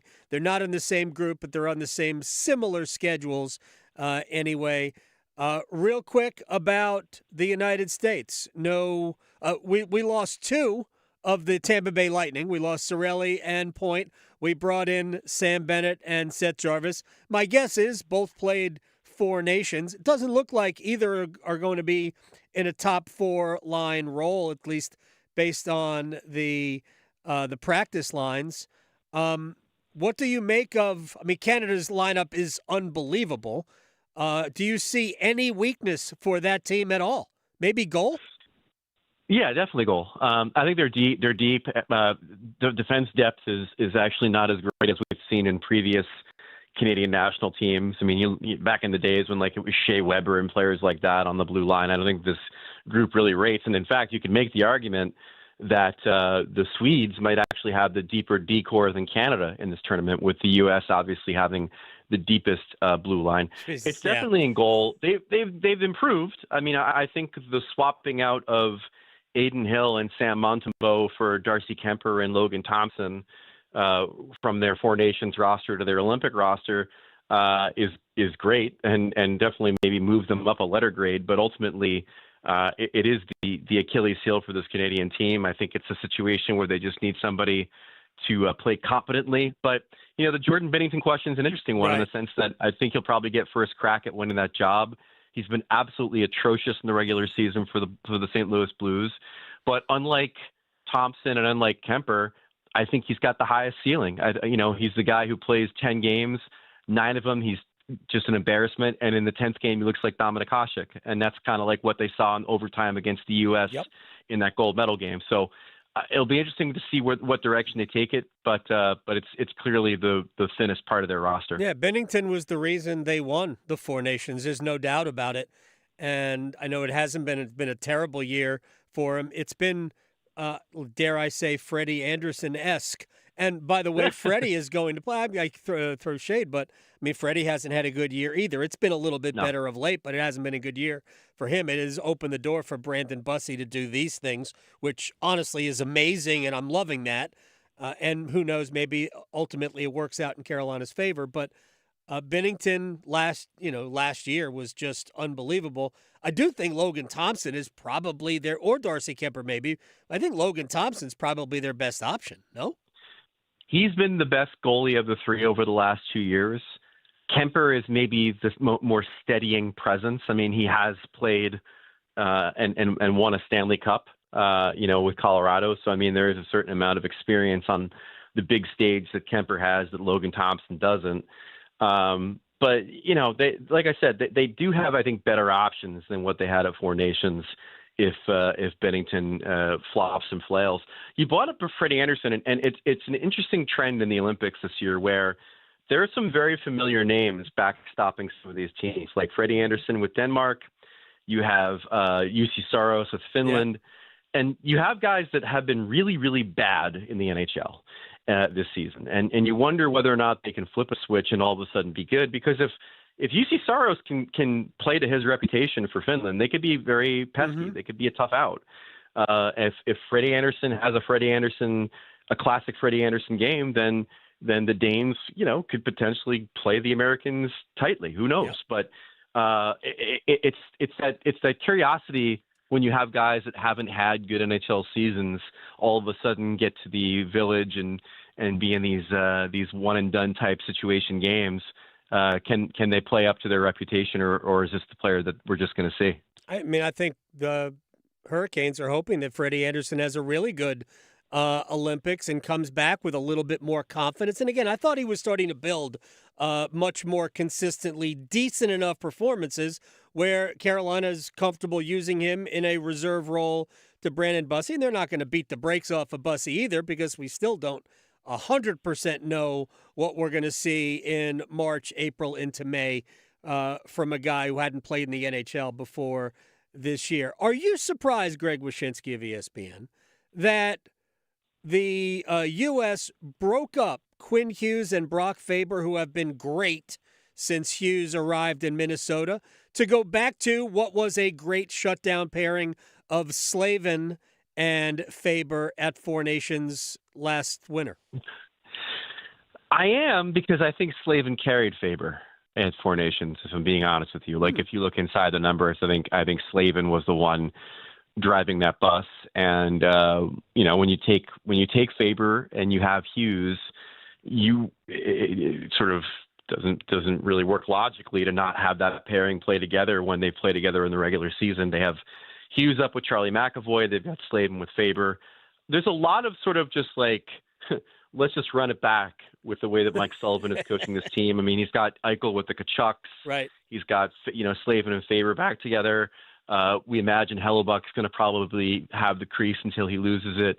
And that's to be expected because he's managing the team he was given. I mean, the fact of the matter is that outside of a couple of calls that are pretty obvious, this is the same roster that they had at Four Nations, which was a roster built to beat Canada instead of flexing the incredible offensive depth that USA Hockey has, much to my chagrin.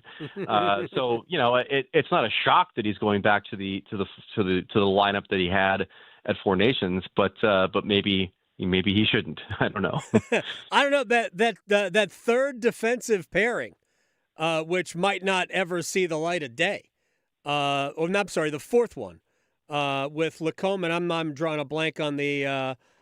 From practice here. They have so much young American talent on this team that isn't there. And you're right, Cole Caulfield should probably be there, right? Yeah, he should be there. Jason Robertson should be there. You can make an argument that Lane Hudson from the Habs should be there. In this, if not to give them another incredible puck-moving defenseman, but also just to give the experience to somebody who's going to be a cornerstone of USA Hockey moving forward. But they made their call. They made their bet. I mean, this is the team that Bill Guerin wanted to put up there, a team that doesn't necessarily have all the goal scoring that you'd want, but maybe has enough of it, and certainly has the truculent veteran players of a JT Miller and Vincent Trocheck nature that Guerin obviously fancies to be on this roster versus the smaller, more explosive players like Cole Caulfield. And don't forget the other problem with Caulfield and Hudson is that they didn't play at the World Championships last year, which is a tournament the Americans won for the first time in forever. Yeah. And Guerin put a huge premium on guys playing in that tournament. They chose not to, and I think he penalized them for it. That's unfortunate. But politics play a huge role in all of these things. By the way, the JT Miller, I saw your partner in crime at times, Jeff Merrick, say that the JT Miller trade last year from Vancouver to the Rangers ultimately will go down as the worst trade in NHL history because it destroyed two teams. Vancouver's dead last in the league, and the Rangers are, I think, dead last in the East. And that's the rare being where a trade has destroyed both teams involved. Results are the results. So maybe he's 100% right. We'll see if JT Miller can. He hasn't had a great year. It hasn't been. Oh no, he's been terrible. And really, that's a guy that when you think about the Olympics and it being a short tournament and the way that he plays, like he is one of those guys you expect is going to be better on this team than he is on the Rangers, because part of the problem with JT Miller is that he's just gets mopey and boo-boo faced when his teams aren't good. and this like fiery leader that the Rangers couldn't wait to slap the captaincy on ends up being deleterious to everything around him because he's such a mope. But you put him on a team with a chance to win a gold medal, you expect he's going to like find his smile again and all of a sudden play better. So he's one of those guys that's had a terrible regular season that you expect is going to have a pretty good tournament. All right, final two things very quickly. I know you already mentioned Sweden as a potential monkey wrench in the USA-Canada, machine. Who else, you might want to go back to Sweden, who else might surprise and go up and sneak a bronze medal out of this? Well, one of the Sweden thing's important to note that this could play out like Sochi did, because the Canadians are in one group, the Americans are in another group, and the Swedes are in a third group. And if you remember Sochi, both the Americans and the Canadians needed an overtime win. And then the Swedes won 3 regulation wins. And that's why the U.S. and Canada had to play in the semifinals instead of playing for the gold medal. So we're all hyped up for this USA-Canada war for gold.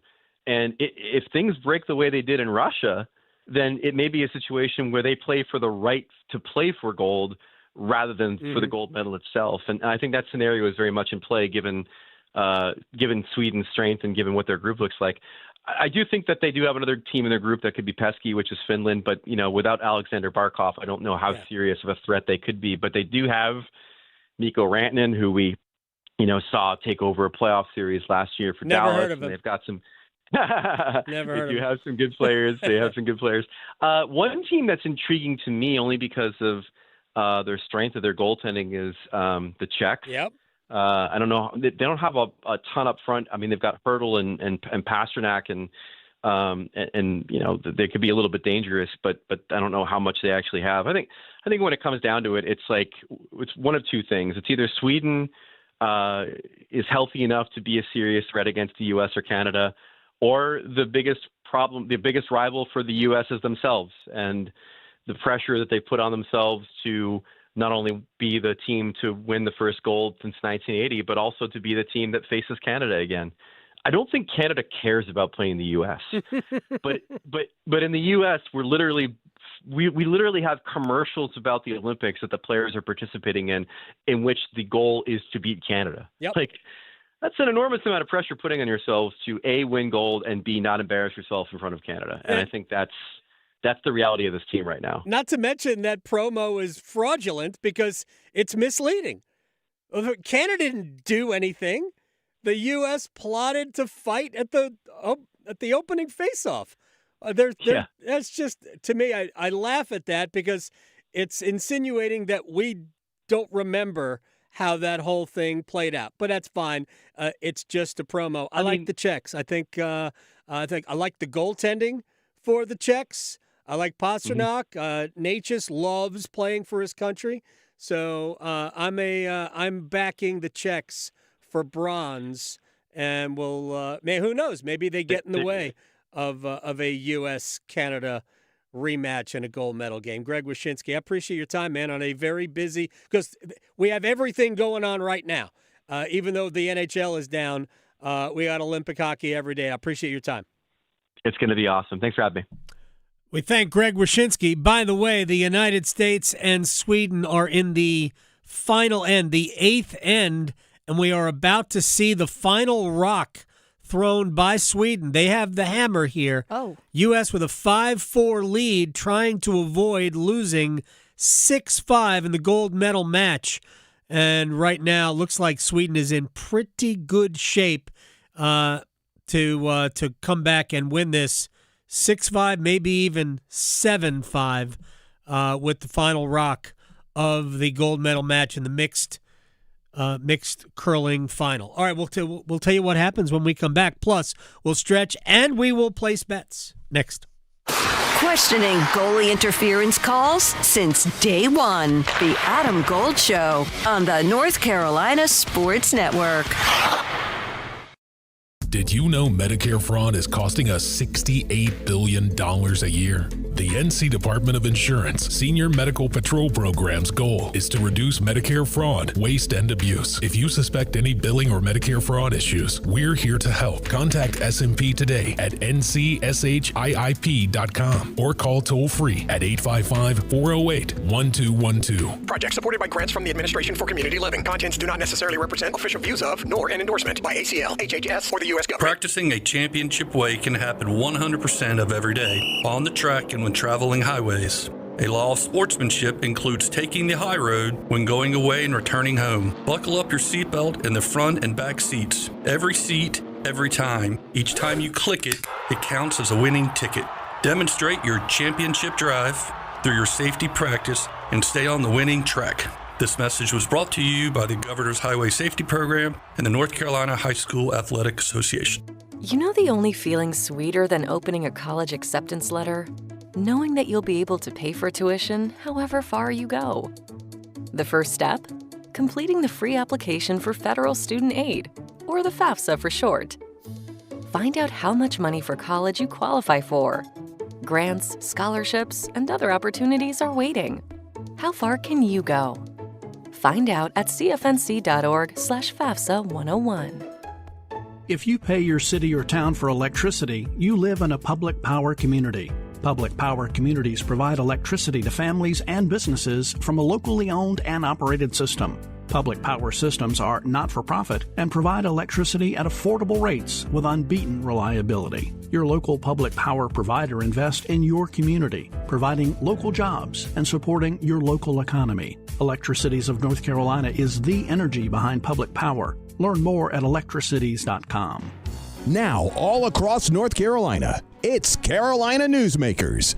Each week, leaders from politics, education, business, and the arts join Don Curtis to share insights and ideas shaping our state. Hear interviews that go beyond the headlines with guests who know North Carolina best.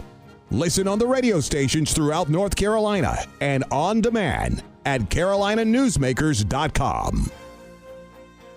Hi, I'm Ryan Blaney, a third-generation race car driver, and we dedicate a lot of our time to going as fast as possible. My grandpa Lou is the reason why my dad and I started racing, and I'm really proud to follow in his tracks.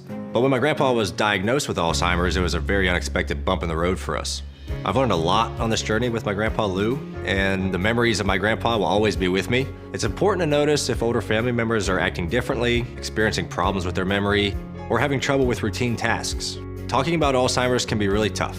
But if you notice something, have a conversation with your loved one. Encourage them to see a doctor or offer to go with them. Early detection of Alzheimer's can give your family time to explore support services, make a plan for the future, and access available treatments. The Alzheimer's Association provides care, support, and research to help you take control of the situation with your family and manage the disease together. If you or your family are noticing changes, it could be Alzheimer's. Talk about seeing a doctor together. Visit alz.org/time to talk. A message from the Alzheimer's Association and the Ad Council. For 250 years, our armed forces have bravely served America. Wounded Warrior Project honors that legacy by supporting post-9/11 service members and veterans like Anthony, a Marine who was injured by a roadside bomb in Afghanistan. They carried me through my injuries, not just my physical, but my mental. And seeing other vets doing the same thing helped me tell myself, hey, you can do this. Join us in honoring warriors at woundedwarriorproject.org/America. Hear that? That's the sound of your life. Perfectly imperfect. Beating in rhythm to the world you've created. But every time you drive after drinking, the music gets drowned out. Your life sounds pretty great. Don't let a buzz ruin it. Buzz driving is drunk driving. Don't drive buzzed. A message from NHTSA and the Ad Council. This is Adam Gold. The American Cornhole League. I don't know if you can wager on it. I mean, just go to FanDuel and find out if you can wager on it. I think I read you can get a scholarship. Kids in high school can actually get scholarships for cornholing. Who knows? I don't know what the technical term is. I'm just not going to say anything. The Adam Gold Show.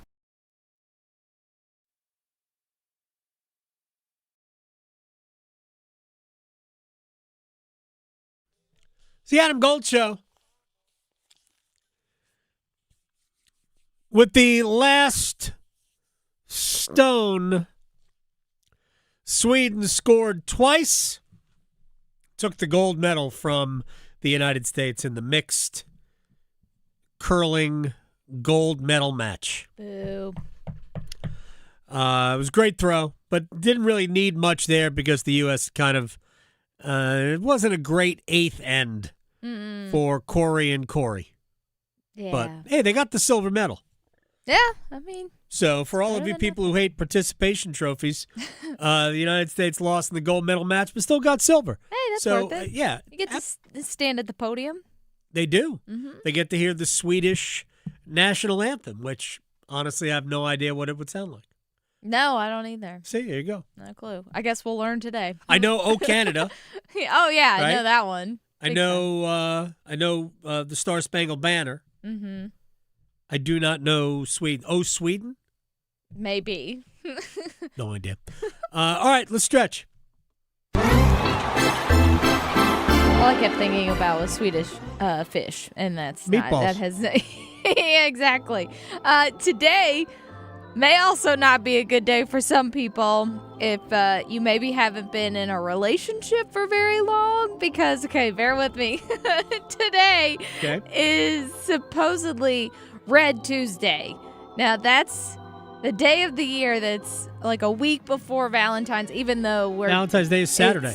We're less than a week, but for whatever reason, I guess it's the Tuesday before Valentine's Day. Right. It's the day to get dumped, basically.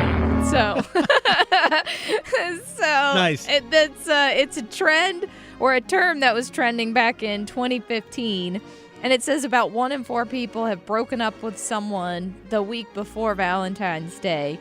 And then, of course, like a relationship expert said that that's mostly common with couples who've only been together like 3 to 6 months. Uh-huh. Only because they don't want to buy a gift or fake their love. Right. Poor people. So, yeah, there you go. Maybe don't put pressure on people if you've only been together for 3 months. That's an option. But yeah, so prepare yourself if you're on the fence and you don't know. This may not be a good day for some people, but who knows? Maybe not. Think positive. This also is not a positive thing. If you are on Facebook here lately, you have probably been bombarded with these caricatures. I don't know if you've seen these things. Okay. But they are consuming Facebook these days. It looks like the Disney Channel or something on Facebook. ChatGPT has people uploading pictures of themselves that has all these, of course. And it has all these little pictures and it makes a caricature. And I mean, yeah, it's cute. Curiosity might get to you, but cybersecurity experts say you should be very cautious about this because, you're giving a bunch of people information about your life. So tread lightly in this new Disney world that we're making Facebook these days, because you might be giving more information than you really want to be telling people. Yeah, well, that's been going on for a long time. It's a daily thing for a lot of people. So there you go. If you want to give that a go, just be aware that could be a bad decision. But who knows? It's not usually a bad decision. Well, listening to our bets. Yeah. Place your bets. Here we are. I bet you slice into the woods $100. Gambling is illegal at Bushwood, sir, and I never slide. Okay, you can owe me. I owe you. State did not win the game yesterday. No, they did not. I had State. Hornets didn't win their game either, and I had the Hornets. There you go. Let's stick to things that we know well, inside and out. Olympics. Yes. I don't know. Yeah. Women's basketball tonight, too. You go first. Oh, there you go. Well, you mentioned it, and that's where I was going. USA versus Canada, women's hockey today, and that is 210, not 240, which I think you were right. Yesterday it did say 240, so I don't know if they bumped it up earlier. But either way, it's on in a few minutes. It is, and I will be distracted by it. Same. So I'm going to go with our U.S. of A ladies, and I will take the under 5.5 plus 150. All right. Here's what I'm going to do. The United States is going to win. They're better than Canada regardless. And I do think that if you did the U.S. minus 1.5 goals, I think that's pretty sound. And that's actually plus money. It's like plus 115. But just do an anytime goal scorer. Layla Edwards, plus 600. Oh. That's a lot of value for somebody who's already got, I think, a couple of goals. Yeah. In the event. They get scoring everywhere. Layla Edwards, anytime goal, plus 600. Okay, so I'm off tomorrow, so I can't talk about this one. But this is tomorrow morning anyway, so this will already happen before the show starts. Finland versus Slovakia tomorrow. Give me Finland to win, and I will also take the under 5.5. That's plus 120. Yeah, Finland, I've got 2 anytime goal scorers in this game. Okay. Juraj Slafkovsky for Montreal. He's Slovakian, plus 240. Mikhail Granlund, who was named the captain in place of the missing Alexander Barkov. So Mikhail Granlund, anytime goal, plus 220. Okay. And you know what? I should not probably do basketball, but I'm going to anyways. Sure. So let's look at the Dallas Mavs versus Phoenix Suns. Mavs are underdogs on the road, so why not? We'll go with them, plus 265. All right, I've got a parlay in college basketball. Carolina's on the road at Miami, and they are a slight favorite. We'll do the money line. Carolina is minus 120 on the money line. So we'll take Carolina, and we'll parlay that with Duke is at Pittsburgh. Give me the Panthers plus the 17.5 at home. You parlay those together, it's plus 250. So we've got Carolina to win outright. I think Duke's going to win, but 17 is a lot. 17.5 is a lot to give on the road. So, I mean, look, they're trying to get people to think that Pittsburgh has a chance. They don't really, but we'll take the points with the home team there. And again, that is on the money line. Carolina on the money line, Duke, Pittsburgh plus 17.5. And that parlay is plus 250. Plus, I'm sure there's a boost you can find to make it even more worth your while. Yes. Next hour, Konata Edwards, Nada the Scribe, on the Hornets fighting the Detroit Pistons. Delivering more hits than the Canes forecheck. He scores! The Adam Gold Show on the North Carolina Sports Network. It's bow time. A leg and thigh dinner from Bojangles for just $6.99. Leg and thigh dinner from Bojangles for just $6.99. So crispy. So crispy. And juicy. And juicy. So much flavor. So much. Stop it. What are you doing? What, you expect me to get this delicious deal and not say anything? You're unbelievable. You're unbelievable. With a boldly seasoned leg and thigh, choice of fixin', a biscuit, and legendary iced tea, it's a deal so good it's worth repeating. So eat and repeat while it lasts. It's bow time. It's bow time. Dine in, drive through, or tap your favorite delivery app and have Bojangles come to you. Satisfy your craving for flavor right now with Bojangles 2-piece dinner. 2 pieces of Bojangles dark meat chicken, your choice of fixin', a biscuit, and iced tea for just $6.99. That's right, just $6.99 for limited time at participating Bojangles. What are you waiting for? When you're hungry, it's always bow time. Get as loud as you can for Monster Jam! The one and only Monster Jam. Packed with stunts, smiles, and jaw-dropping skills. See the world's best drivers tear up the dirt in your favorite Monster Jam trucks. Like Gravedigger, El Toro Loco, Sparkle Smash, and more. Only at Monster Jam. Coming to Lenovo Center, February 21st and February 22nd. Brought to you by BKD Tires. Visit monsterjam.com. Texting privacy policy and terms and conditions posted at textingterms.us. Texting enrolls you for recurring automated text marketing messages. Message and data rates may apply or price stopped. Opt out. Mom, can we get snacks? Unless chips are on sale for $3.99, we're in a snack drought, buddy. Hey, remember Current? They can get us up to $750 before payday once we qualify. Wait, $750 of our money now? Yep, and they're even offering an extra $75 sign-up bonus right now. Set up an eligible payroll deposit and see if we qualify for an advance. No hassle, no credit checks. Gummy worms, here we come. Current has your back with up to $750 in paycheck advances once you qualify. And right now, get an extra $75 bonus when you set up an eligible payroll deposit. Join the millions who count on Current when it matters most. Text BALANCE to 323232 now. That's BALANCE to 323232. BALANCE to 323232. Paycheck advance is offered by FineCo Advance, LLC, a financial technology company, not an FDIC-insured bank. Eligibility and available amounts may vary and are subject to change at any time. For full terms and conditions, visit current.com/radio or call 1-888-851-3177 for more information. Finding great candidates to hire can be like, well, trying to find a needle in a haystack, but not with ZipRecruiter. Its powerful technology actively finds and invites qualified candidates to apply to your job. So while other companies might deliver a lot of hay, ZipRecruiter finds you the needle in the haystack. See why 4 out of 5 employers who post a job on ZipRecruiter get a quality candidate within the first day. Try ZipRecruiter for free at ZipRecruiter.com/free. That's ZipRecruiter.com/free. Earth Justice is a national legal nonprofit fighting to protect people's health, to preserve magnificent places and wildlife, and to combat climate change. Visit us at earthjustice.org. Earth Justice, because the earth needs a good lawyer. Why'd I go to the doctor? Working on the farm, my heart kept skipping a beat. I didn't think much of it, but my daughters made me get checked out. Turns out I have atrial fibrillation, which increases the risk of stroke about 5 times. Symptoms like irregular heartbeat, heart racing, chest pain, shortness of breath, fatigue, or lightheadedness can come and go. But if it's AFib, the risk of stroke remains. If you have symptoms, contact a doctor. I'm so glad I did. Visit notimetowait.com. Sponsored by Bristol Myers Squibb and Pfizer. This hour of the Triangle Sports Leader is powered by Ritchie Law Firm, injury lawyers. Ritchie Law is on top of it. Go to ritchielaw.com.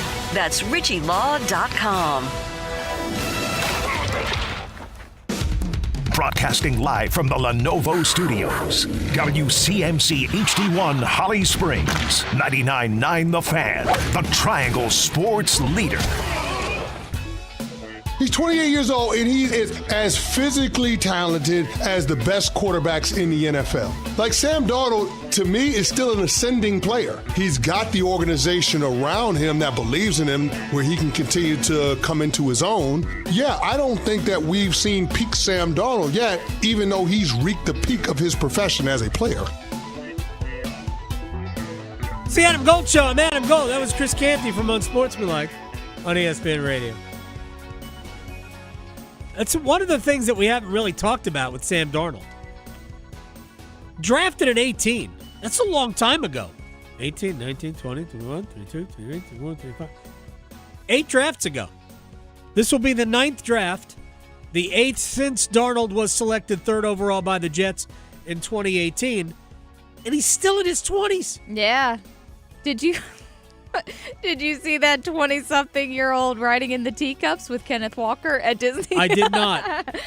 Yep. Oh, it's happening. Darnold? Hey, what? The Mad Teacup Ride. Don't sleep on that. I'm telling you, it is fantastic if you have not seen it. I'm going to share this on Twitter, but it is Sam Darnold and Kenneth Walker just spinning around in the teacups at Disney with like the little girls and everything. It's great. Remember yesterday I questioned whether or not they should have been going to Disney World, which has been the better of the 2 theme parks in terms of an amusement park to go on rides. That is just traditionally what's been the case. The Walt Disney World in Orlando, a better theme park, amusement park than Walt Disneyland in Anaheim. Well, they took out, I believe, the Mad Teacup, the Teacup Ride in Orlando, and also took out like the Mad Hatters. There are a couple of attractions that they removed from the Walt Disney World in Orlando, and the Teacup is one of them. Oh, because I don't think they did it for this reason, but having been 3 times to Walt Disney World. That teacup ride, no joke. Really? Yeah, it spins pretty fast. violently. Yeah.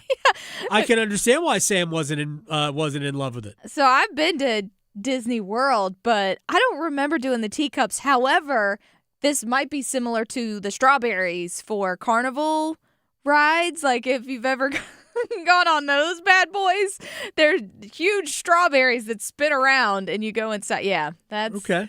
I've not been. It feels the same. I don't except do the there's a rides roof. at the fair. Yeah, I don't either. I don't mess with that stuff.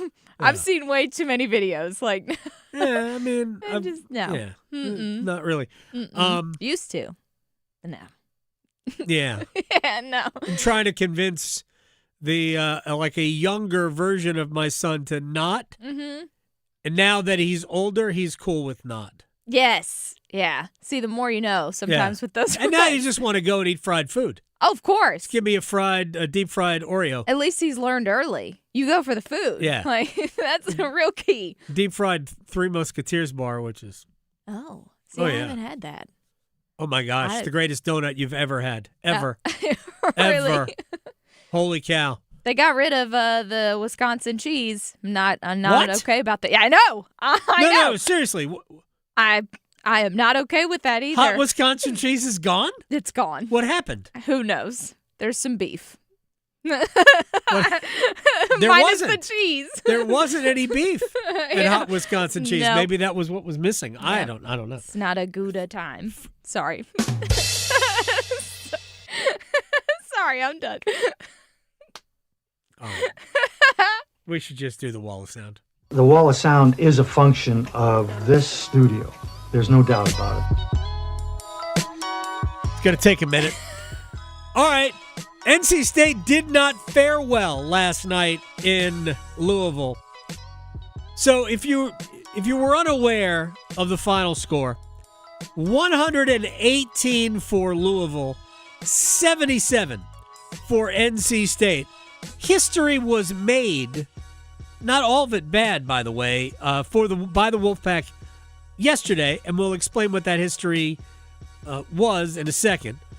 But when you give up 118, clearly not a lot went right defensively. So, Will Wade, what went wrong defensively? Everything.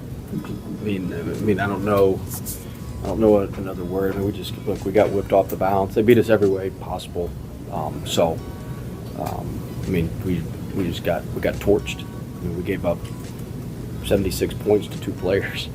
I don't know if I've ever seen that. So, I mean, we got torched and they picked at some matchups and we could just never get our footing. We got down 14-4 and could never get our footing in the game. So, just got hammered. All right. Well, all of that is true. I think they did have footing in the game, though. It's 14-4, yes. But State had the ball, and I believe it was 25-20. So there's still so much time left. Yeah. And because State did not play any defense, at 25-20 Louisville, I think they had only played like 7 minutes of the game. So tons of time left, and it's just a 5-point game. Really what happened was that, to me, NC State just didn't play a smart game. They were not engaged enough to be willing to do the extra. All right, you've got Mikkel Brown was amazing. Cromwell was amazing. But they didn't do a good enough job making it difficult for either of those players. And at that point, it becomes, are you willing to go a little bit beyond your level of energy? Are you willing to push it? Defensively, the answer was no. And then offensively, the individual players on the court decided that the way back was through shooting the ball from the perimeter. 3-point shots. That was not the way back. That's the easiest way back. But with so much time, they would have been better served. Okay, while Louisville is doing this scoring, maybe we should just keep pounding the ball, getting inside, but they took a lot of threes, at least early, and that was not working, and it just exacerbated the entire problem. Now for Will Wade and company, what do you do next? Yeah, I don't know yet. I got to figure out what to do. I mean, certainly there's some things that we're going to have to show, but I mean, look, we've got to move forward. Unfortunately, I've had this experience before. This happened to me one other time at a previous job. They set the SEC record for threes on us. It was at home. What did they make tonight? 18. The other team, I think Alabama made, over 20 on us. We move forward from that. We're still an NCAA tournament team, won a lot of games, and we've got to find a way to be better on Saturday against Miami. It's not like the season ends tonight. It's one loss. I mean, it's an embarrassing loss. It's a terrible loss. It's poor, but it's one loss. It doesn't count. It's not like you get 3 losses for tonight. We probably should, but you don't. And so we can find a way to move forward, and I think we'll be judged on how we respond and how we move forward from here. And our team's been good with that all year, and hopefully we'll continue to do that. I mean, their next opportunity comes on Saturday at home against Miami.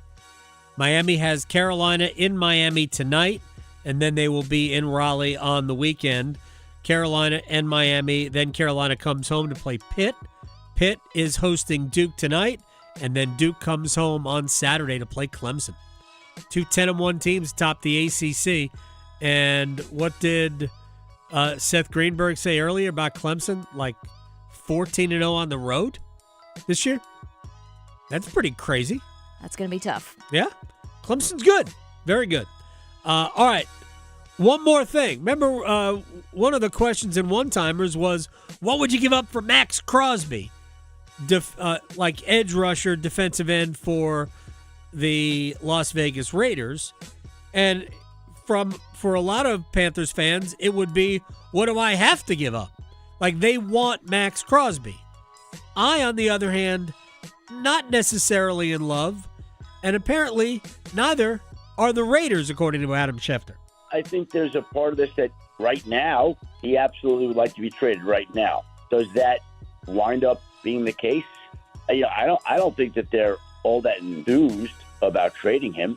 I know he'll want to be traded, but like if I'm the Raiders, I could just say, look, Max, we're gonna have the number 1 pick. We're gonna have the chance to draft Fernando Mendoza. We got $90 million cap space. We got a new head coach that we're really excited about in Clint Kubiak. Don't you want to be a part of this? Now, the opposite would be you could argue, well, we've had new head coaches and new quarterbacks before, and it hasn't worked out, and why is this going to be different? All right, so let me point a couple of things out to you. One, Max Crosby will be 29 years old on opening day. That's not old, but it's also kind of at the end of a defensive player's peak years, unless we are talking about somebody who is just an athletic or fitness freak. And I don't know that to be true or not true about Max Crosby. But a 29-year-old is a bit of a risk. And it would be year, I believe, 7? I think it's year 7. Maybe year 8 for Crosby. His cap hit currently for the upcoming season is about $36 million. So that would have to be restructured to begin with. But what I'm more concerned about, if it were the Panthers trying to acquire Max Crosby, is what is the acquisition cost for a player like this?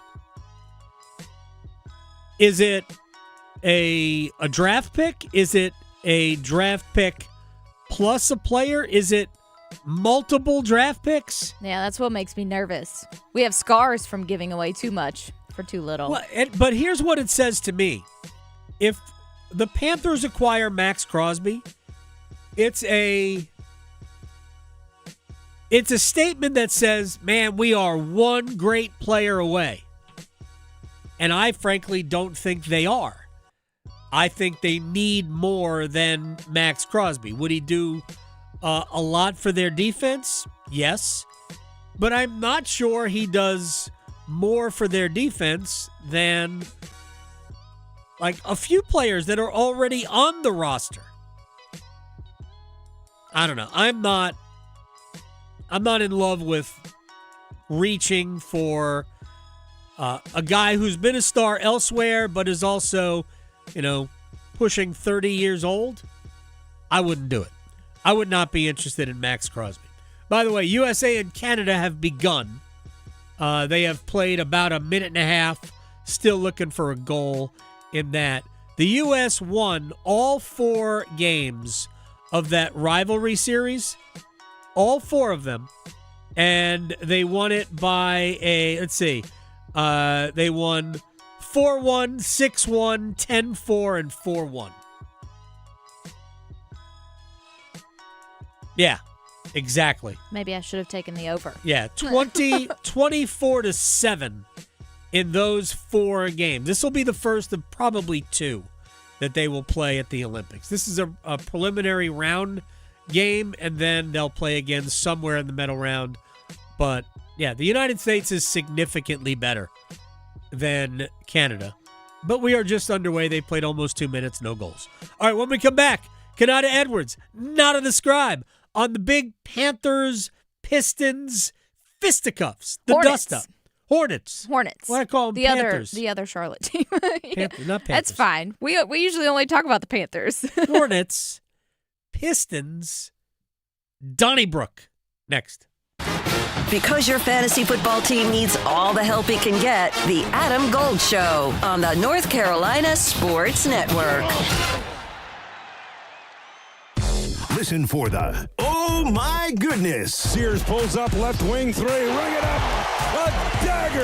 A dagger by Sears. They got postered. Rebound battled for, picked down Badunga, rejected emphatically by Coleman Hawkins. One in the what? Maddox for Xavier. He'll throw a bounce pass in the lane for a two-handed jam. The road to Indianapolis runs through 99.9 The Fan. Folks, it's back and it's better than ever. Dennis Cox here from my friends over at Law Tigers. The Law Tigers are once again teaming up with your Carolina Hurricanes to give one lucky Caniac a custom Canes Ducati motorcycle courtesy of Art Moto Garage and Shiny Side Paint. Last time that you can enter this contest is March 29th, but don't wait, folks. Go to caniacsbike.com to enter. Again, caniacsbike.com. Law Tigers is a network of independent law firms who are members of the American Association of Motorcycle Injury Lawyers. Law Tigers is not a law firm. HIV is not a crime, or it shouldn't be. People living with HIV can do and live fully healthy lives without risk of transmitting the virus to others. But a different fear remains. In 30 states, Americans are being imprisoned due to their HIV status. It's time for the laws to catch up to science.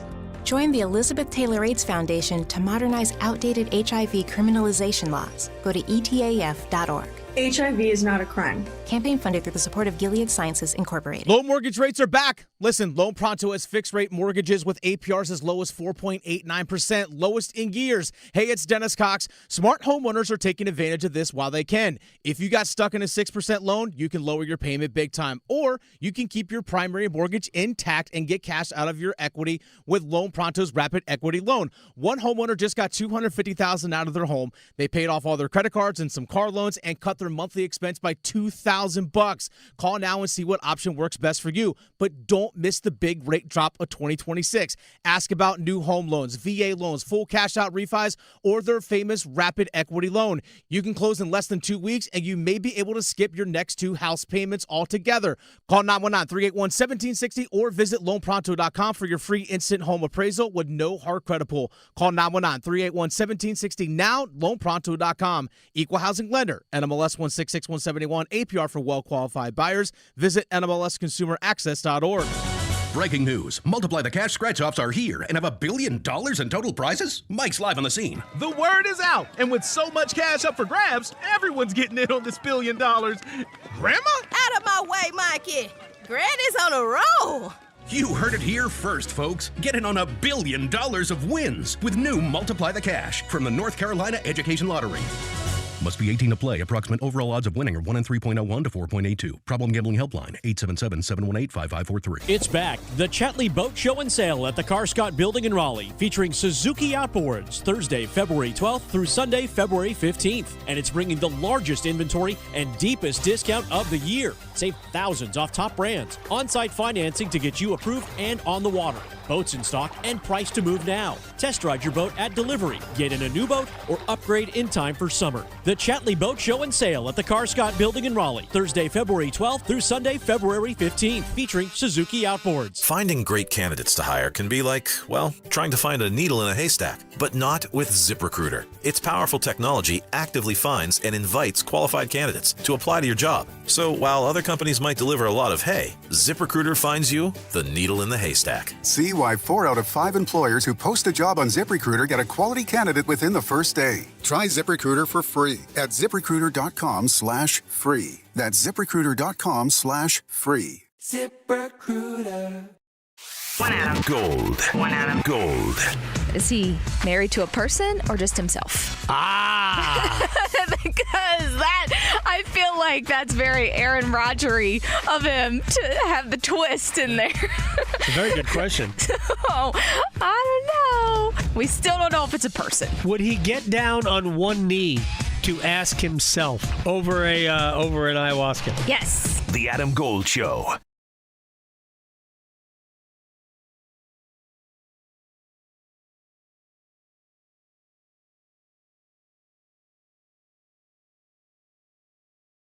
It's the Adam Gold Show. I'm Adam Gold. United States on top of Canada 1-0 already, women's hockey.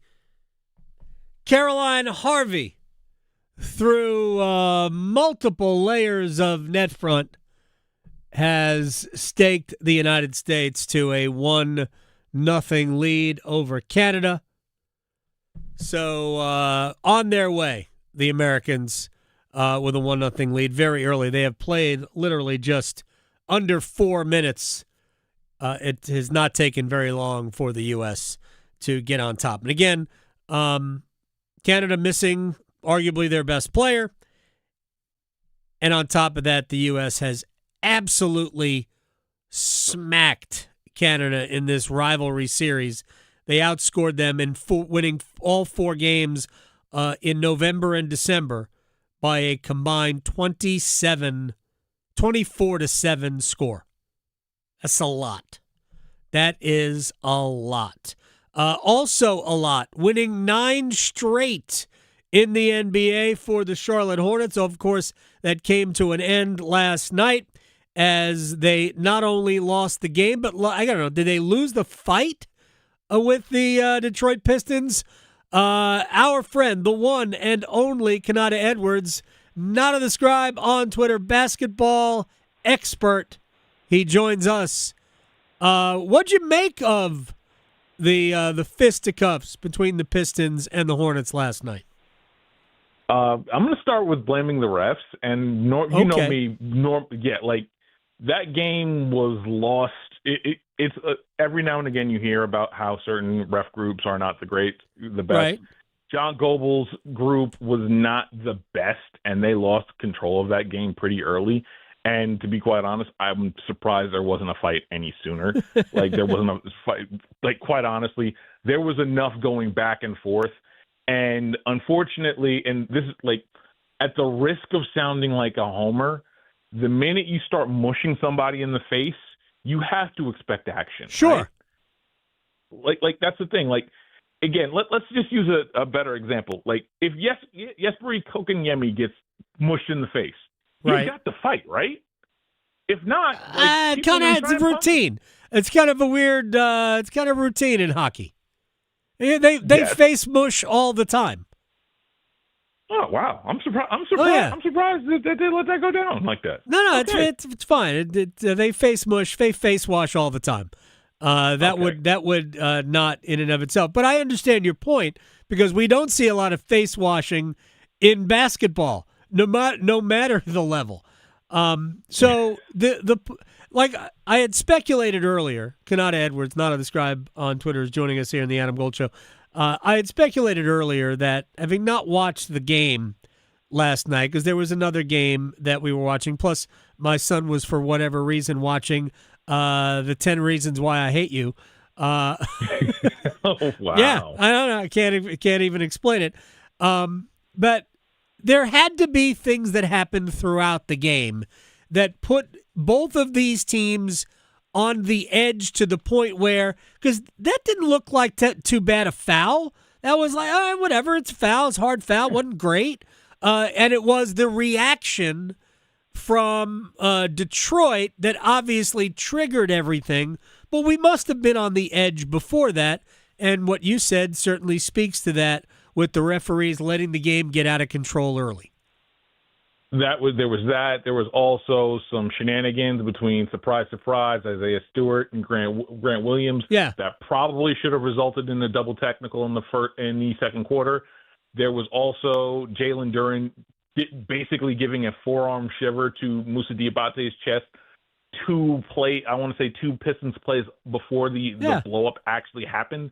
Like, there was a lot of this stuff that was going back and forth, and then when it happened, like, it was inevitable. Like, unfortunately, it was inevitable. There are going to be massive suspensions. I've been refreshing Twitter, checking to see what these suspensions were going to be, but just to save you the question, most likely you're going to see a 2-game suspension from Duren. I wouldn't be surprised if Moussa Diabate gets 3. Miles Bridges is probably getting 10. Like, let's be real with this. Between everything off the court, right, and then on top of that, the incident, I want to say a couple of years ago, where he threw his mouthpiece in the crowd in Atlanta in the playing game, and then the fact that he was just swinging wildly, right, like, that feels like a 10-gamer. And then just beef stew Isaiah Stewart, because he's got the previous offender tag, because he's like he went in there unprovoked, like, no one was asking for him. It was quite literally the Mean Girls, you don't even go here right now sort of thing. I would honestly say you might be looking at 20 to 25 games. Really? Because, yeah, Adam, this wasn't Malice in the Palace. This wasn't, but you can't leave the bench. Well, yeah, like, I get that. Series? How many playoff series have, again, in our lifetime, have been swung by people leaving the bench? I can think of at least 2 big ones off the top, between the Knicks and Heat back in, I want to say, 96, 97, with the – no, I'm sorry, it's either – actually, no, it's 2005 with the Suns and Spurs. Right. Those 2 series were swung. Now, Charles Lee wasn't like on the court grabbing Cade Cunningham by the leg and being dragged around like what's his name? We're thankful Charles Lee has pride. We're Jeff Van Gundy has pride. Although he did get tossed. He did get run last night. He reacted to like the foul that they called on Williams, like for the bump that led to one of the all-time flops that I have seen. I mean, I'm Team Charles Lee on this. It was hysterical that they called it. They just then wanted to get control of the game. Is that what I'm supposed to understand? So, Adam, let me put it this way: Charles Lee has been the most even-keeled guy in Charlotte, and for a coach in the last year and a half. That man has had to watch multiple defensive lapses on defense from his own guys. He's had to watch offensive sets not being run. He's had to watch his star point guard get hammered for about a year and a half, and it took that to finally break him. Crazy. Think about that man's patience. He's got the patience of a saint, and but honestly, I don't blame him, because at that point, if you're gonna choose that point to get the control over this game, where the Pistons only have one big man left, and the refs choose to protect him or whatever, like, that's how that came across. And I do not blame Charles Lee. He said it couldn't happen. That was on him, and he did all the diplomatic stuff that he needed to do, and I applaud him for doing it. But yeah, the fact that it took all of that for Charles Lee to break is pretty impressive on my part. All right, now let's just kind of kick this thing forward. If we're talking about Miles Bridges being out for 10 and some of the other things, obviously a lot shorter term, but how does this impact the Charlotte Hornets trajectory? I said a week ago that I thought that they would ultimately finish above the play-in tournament. It's the gap is wide, but it's not insurmountable. They don't have to continue to play at a 90% clip to do that, but they obviously have to continue playing at a pretty good clip. How does this impact, where they might end up in the grand scheme of things in the East? I still think 6 is hard to get. I do. No matter what you think about the Philadelphia 76ers, they've ripped off enough of a clip to where they could be okay. I still think that there's a possibility that you're going to see this team play a home playing game. And I do think that 7, even with Miles Bridges potentially missing 10 games and Moussa Diabate missing anywhere from 2 to 3 games, I still think that they're going to finish 7 or 8. They're only 3 back of Orlando. Miami, they're only, I think, 2.5 back. Right. It's not going to be that much. And even if they don't go on a 90% clip, if you get to, 37, 38, 39, I'm not worried about them dropping out of the play-in because Chicago has essentially conceded the 10. And I'm not sure how much Atlanta really cares about getting to 9 or 8. Right. With some of the trades that they've made. I do think that they're going to get a home playing game. It's just a matter of, are they going to be the 7, 8, or 9? I don't think they're going to finish any lower than 9, though. And I think that's going to end up benefiting them. And we're going to end up getting, against my wishes, Detroit, Charlotte in the first round. And that's going to be a knockdown, drag-out fight, quite literally, as we saw last night. And most likely we're going to see someone's career get ended because they can't keep their heads. They can't keep their heads, whether it's Isaiah Stewart or Miles Bridges or maybe both. Who knows at this point? All right. Let me just ask you this. When you look at this team, give me an area of weakness for the Hornets that concerns you. Their inability, they got better at it, but their inability to deal with lengthy defenders. You'll see, like last night, the Detroit is very long, very rangy, very physical. Yeah. And they short-circuited that offense as, Charlotte got out to a lead, had about a 6-7 point lead, then Cade, Cunningham, and that defense just kept walking them down. And for a team that hit, I want to say, Detroit hit 5 threes that game. Charlotte hit 13 or 14. Yeah.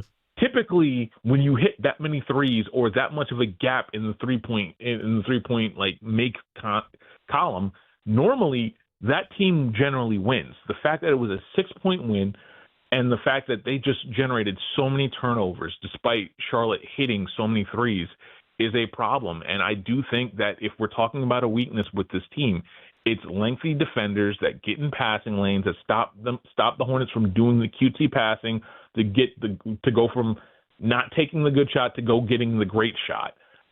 Detroit throws a spanner in the works of all of that, and unfortunately, that's the big bugaboo where the Charlotte Hornets have to get better, because if they don't, this is going to end up being a 4-0 sweep in which the Hornets get mangled and embarrassed, and then you're going to start wondering why they didn't tank. No, man. I'm a big fan of the experience. Even if you get hammered, I'm a big fan of the experience. I think there's a great nucleus on this team that hopefully will be together. Obviously, they have some improving to do around the edges and maybe even in the middle, right? But I do think that the experience really matters. Speaking of experience, I know you and I were texting during Duke Carolina on Saturday. Yes. Thoughts on how it played out? And I talked to Seth Greenberg earlier, and he brought it up, and I'm a romantic when it comes to sports. It is really cool. Seth Trimble gave us almost a Marcus Page moment, I thought. Yes. The shot, he'll never buy a double scoop ice cream at Ben & Jerry's again in Chapel Hill. Of course, he owns it. He will. So he'll never. Exactly. Yeah. But again, he'll have a franchise of Ben & Jerry's in Chapel Hill just for that reason. People will gladly fund his Ben & Jerry's empire for God knows how long off of that shot. It was a great experience. I'm going to be honest. It was another one of those times where when it gets close, I start to not trust the coaching of Jon Scheyer because they start getting tight. And if you're not going to run the plays that, like, say what you want. Like, I've been a very vocal critic of Hubert Davis. He ran a great play to get Seth Trimble that wide open shot because I thought it was go to the basket. And instead, he does, again, drive and kick and perfect shot. And for every criticism I've had about Hubert Davis this year, he's taken a lot of the stuff that he's done in the last couple of years, and he's adapted and improved upon it. And he's made a liar out of me to the point where I'm almost expecting him back next year, where I didn't think they were getting out of the first weekend.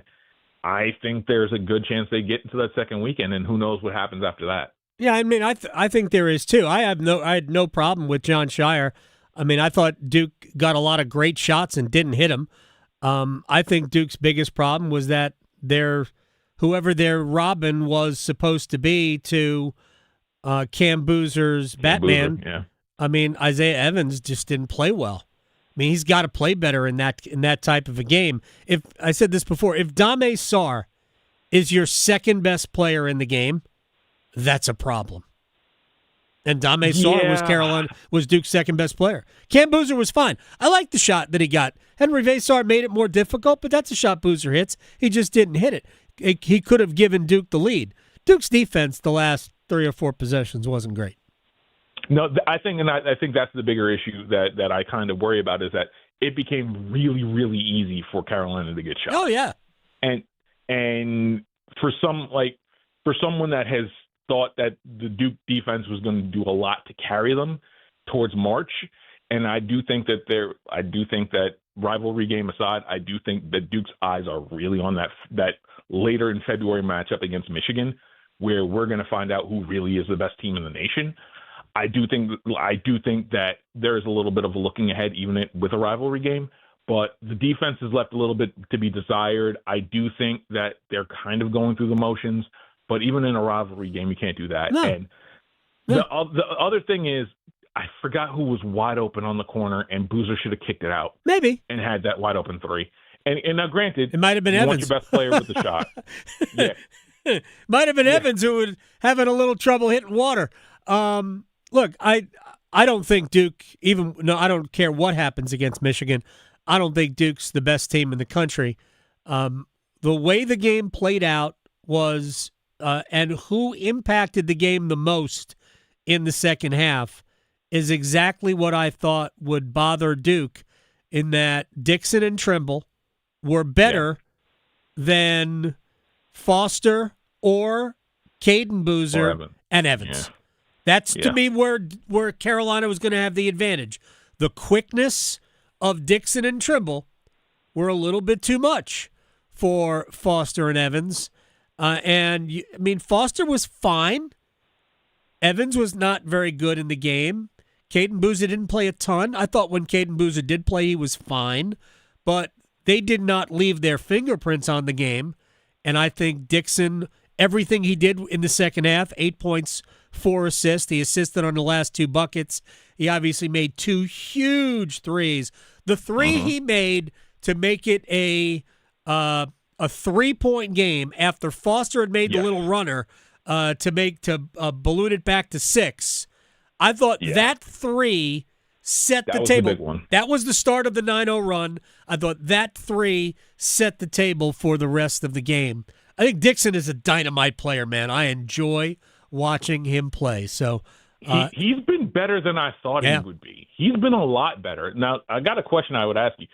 I got to ask, do you think that Caden Boozer should have been better? I thought Caden Boozer by now would have adapted to D1 right now and high-level D1 play.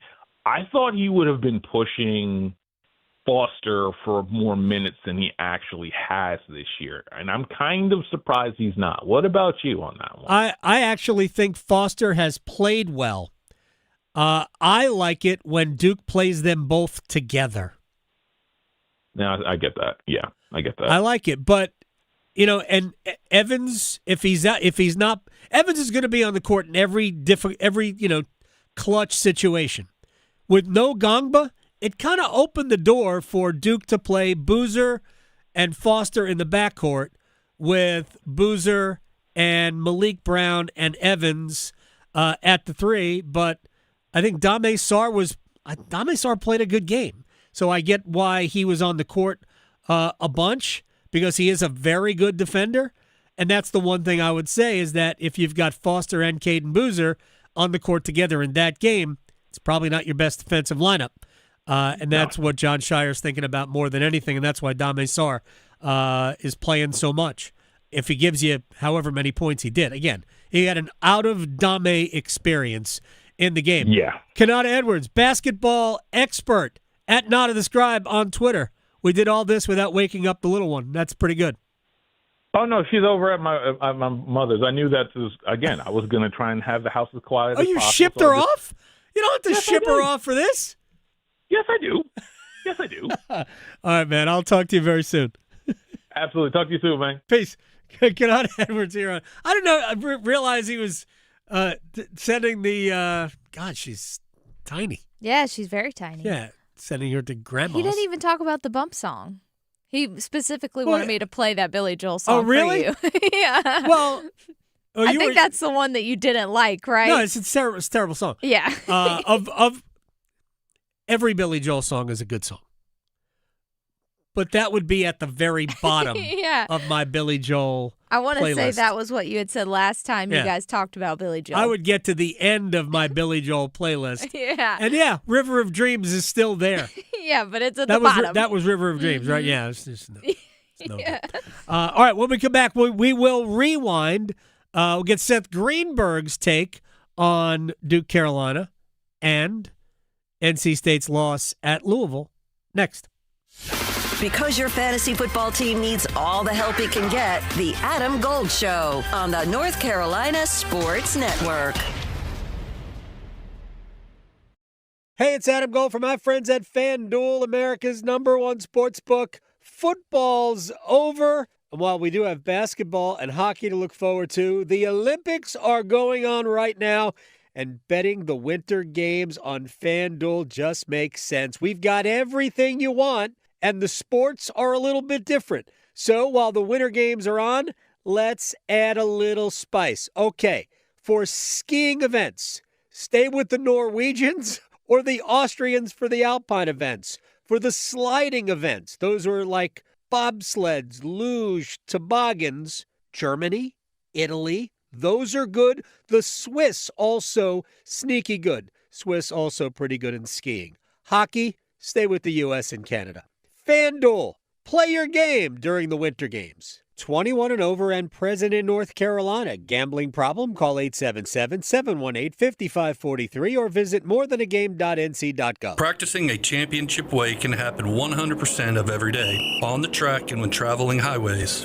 A law of sportsmanship includes taking the high road when going away and returning home. Buckle up your seatbelt in the front and back seats. Every seat, every time. Each time you click it, it counts as a winning ticket. Demonstrate your championship drive through your safety practice and stay on the winning track. This message was brought to you by the Governor's Highway Safety Program and the North Carolina High School Athletic Association. You know the only feeling sweeter than opening a college acceptance letter? Knowing that you'll be able to pay for tuition however far you go. The first step? Completing the free application for federal student aid, or the FAFSA for short. Find out how much money for college you qualify for. Grants, scholarships, and other opportunities are waiting. How far can you go? Find out at cfnc.org/FAFSA 101. If you pay your city or town for electricity, you live in a public power community. Public power communities provide electricity to families and businesses from a locally owned and operated system. Public power systems are not-for-profit and provide electricity at affordable rates with unbeaten reliability. Your local public power provider invests in your community, providing local jobs and supporting your local economy. Electricities of North Carolina is the energy behind public power. Learn more at electricities.com. Did you know Medicare fraud is costing us $68 billion a year? The NC Department of Insurance Senior Medical Patrol Program's goal is to reduce Medicare fraud, waste, and abuse. If you suspect any billing or Medicare fraud issues, we're here to help. Contact SMP today at ncshiip.com or call toll-free at 855-408-1212. Project supported by grants from the Administration for Community Living. Contents do not necessarily represent official views of, nor an endorsement by ACL, HHS, or the U.S. government. Now, all across North Carolina, it's Carolina Newsmakers. Each week, leaders from politics, education, business, and the arts join Don Curtis to share insights and ideas shaping our state. Hear interviews that go beyond the headlines with guests who know North Carolina best. Listen on the radio stations throughout North Carolina and on demand at carolinanewsmakers.com. There's danger out there. It lurks on highways and quiet neighborhood streets. It's more likely to kill you than a shark and more terrifying than the biggest snake. Distracted driving claims lives every day. Every notification, swipe, social post, video, or selfie while driving risks your life. So while you might think public speaking or the zombie apocalypse is scary, what's really terrifying and even deadly is distracted driving. Eyes forward. Don't drive distracted. Brought to you by NHTSA and the Ad Council. This is Adam Gold. Steve Bettman take all that time to walk out, then to see the pick, bro hug no less than 20 guys on his way up there. And then this draft house, they just moved this wall like the Price is Right. I don't know. It's a showcase showdown back there. I know. That would be great. So we should spin a wheel, yeah, right? Exactly. The Adam Gold Show.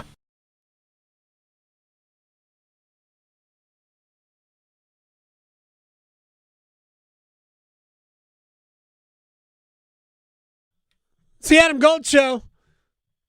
I am Adam Gold. 2-0 United States.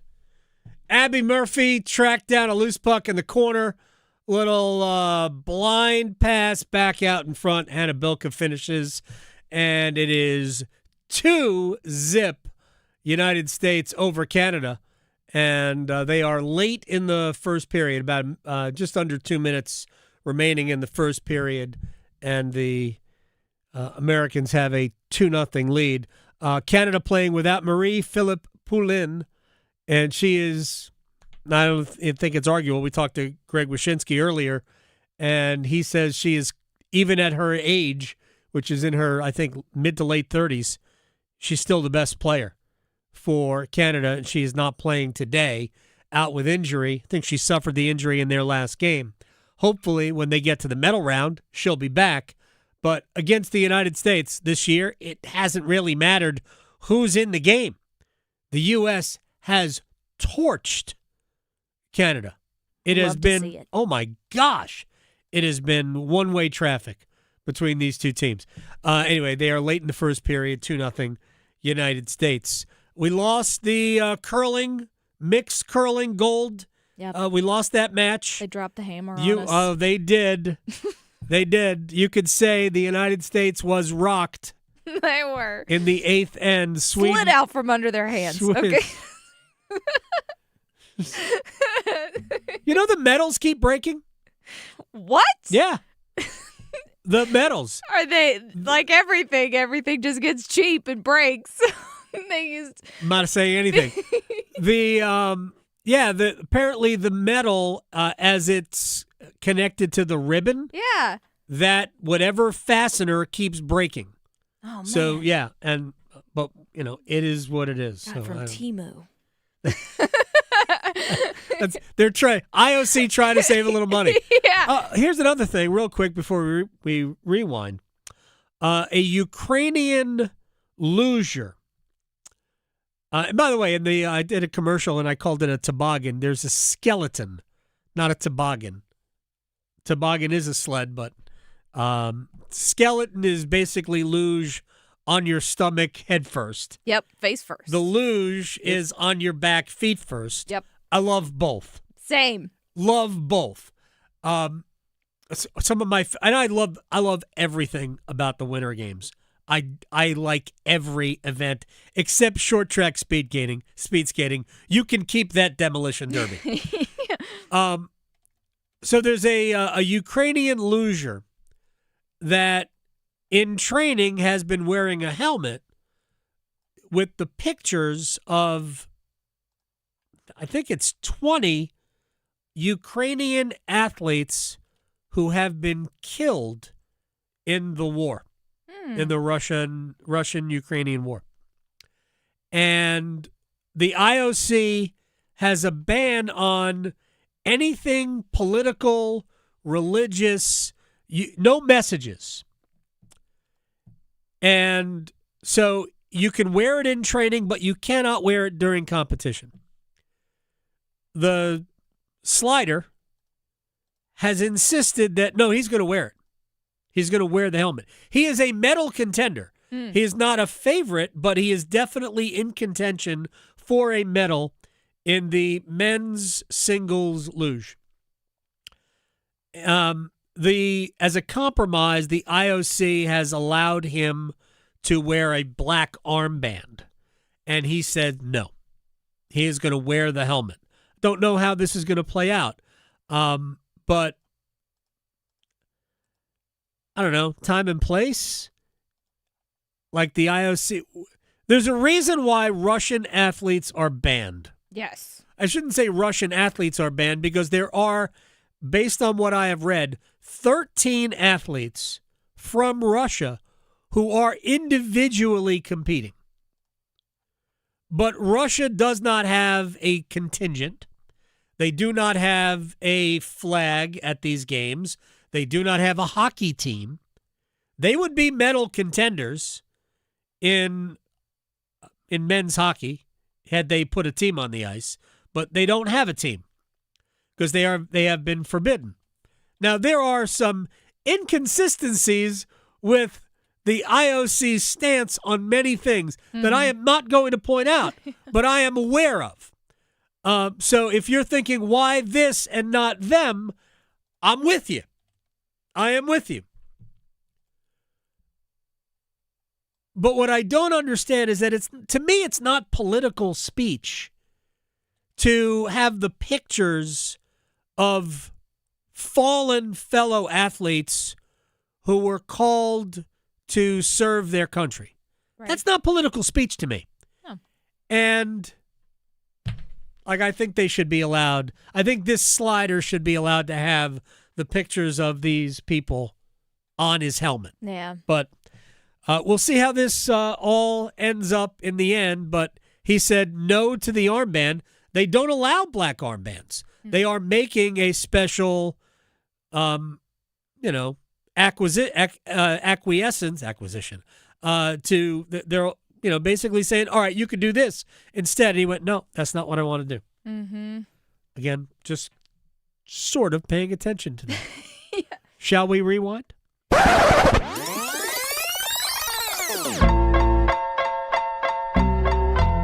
All right. Seth Greenberg. He and I talked first about the Duke-Carolina game. He was at the Smith Center for that. And to me, as a romantic about all sports, but especially the college game, Seth Trimble had one of those moments. And you can never have enough sets, number one. Number two is, look, the guy's fiercely competitive. He's tough. He takes on challenges. Because I can't hate both at the same time. And my son-in-law is from North Carolina. My daughter married a guy who went to North Carolina, who's really close to the program. I just want to see good games. But Seth Trimble's a kid. It's easy to root for him because he had perseverance. He has stick-to-itiveness. He played in some games where he got punched in the face. Remember the game before this past game that they made that big shot? I think he had 14 in the last time he played against Duke. And I know he was shooting only like 12 or 14% from the three-point line at home. You can wipe that out. That was room and rhythm, step in, bam, knock down the jumper. Now here's what Carolina's got to do. They got to validate the win. They're going to Miami. Miami's a physical team. They got a toughness about them. They got to guard the way they guarded in the second half. They've got to validate that win because if you can beat Duke in that moment in time, all right, that all of a sudden that says, all right, wait a second. The trip to California is in the rearview mirror. They're defending better. They made some changes in the lineup. The ball's in Dixon's hands. The ball's got greater energy. They have momentum. Now go validate it on the road. Yeah. Carolina at Miami will not be easy. Very good defensive team, one of the best in the ACC. Duke is playing at Pitt. I mean, it allows for a relatively not easy, but easier bounce back. But for Duke, it's all about what happens Saturday against Clemson. And good, right? Nice little run for Carolina. Yeah, you're at Miami. You're home against Pitt, should handle that one. And then Tuesday, week from tonight, at the Lenovo Center against NC State. All right, Seth Greenberg, who, by the way, worked in. You can never have too many Seths at the beginning of that. That's very good. All right. What has to happen to lose by 41 like State did at Louisville? Lack of defensive attention to detail. To be honest with you, really, really good defensive game plan by Louisville. Take away the assist, make QC score. Take away the assist. And that's what they did. They took away his assist. And then, look, Michael Brown got it going. Ryan Conwell got it going. Those two guys scored 76 points. I mean, NC State scored 77. But I was a little disappointed. I know when NC State is disruptive, when NC State has an edge, when NC State takes on the personality of Will Wade, they're a dangerous team. They border on arrogant, but that's fine. When they got punched in the face, I've got to be honest with you. First half, they showed a little fight. When they got punched again, and they showed a shot of Copeland on the bench in the second half, I was disappointed. I expected to see more grit. That film session, there's going to be blood on the walls. Because there were some plays in that game that were unacceptable for a team that it should be a tough out in the NCAA. They never made Louisville feel them. And look, that's what they do. They never made them feel them offensively. They never made them feel them defensively. They never disrupted their rhythm. You play Louisville, you go, hey, Michael Brown, we got to take him out. We got to make him a driver. That's what you got to do. They got caught in some bad switches. I'm sure that will be addressed. But, the Pack are hard to play against. And the Pack of Duke and Carolina at home. Yep. And their schedule is pretty favorable. And, he'll create some type of cause that the sky is falling. And those games won't be games. They'll be events. But they're always events. I mean, that's the great thing about that triangle, that the games are bigger than one game, and it's traditions and generations of families that are proud of their school and hate the others. I'm looking forward to next Tuesday. State does still need, I'm thinking of NC State's an NCAA tournament team to me. But when you have opportunities to build, we're not padding a resume, we're still building a resume if you are NC State. And you would like to be not on the 8-9 line, when you would like to be wearing a white uniform, in the first couple of, the first game anyway. This is an important win for them. Victoria, thank you very much. Go USA versus Canada in the women's game. See you tomorrow. His Zamboni is bigger than yours. The Adam Gold Show on the North Carolina Sports Network.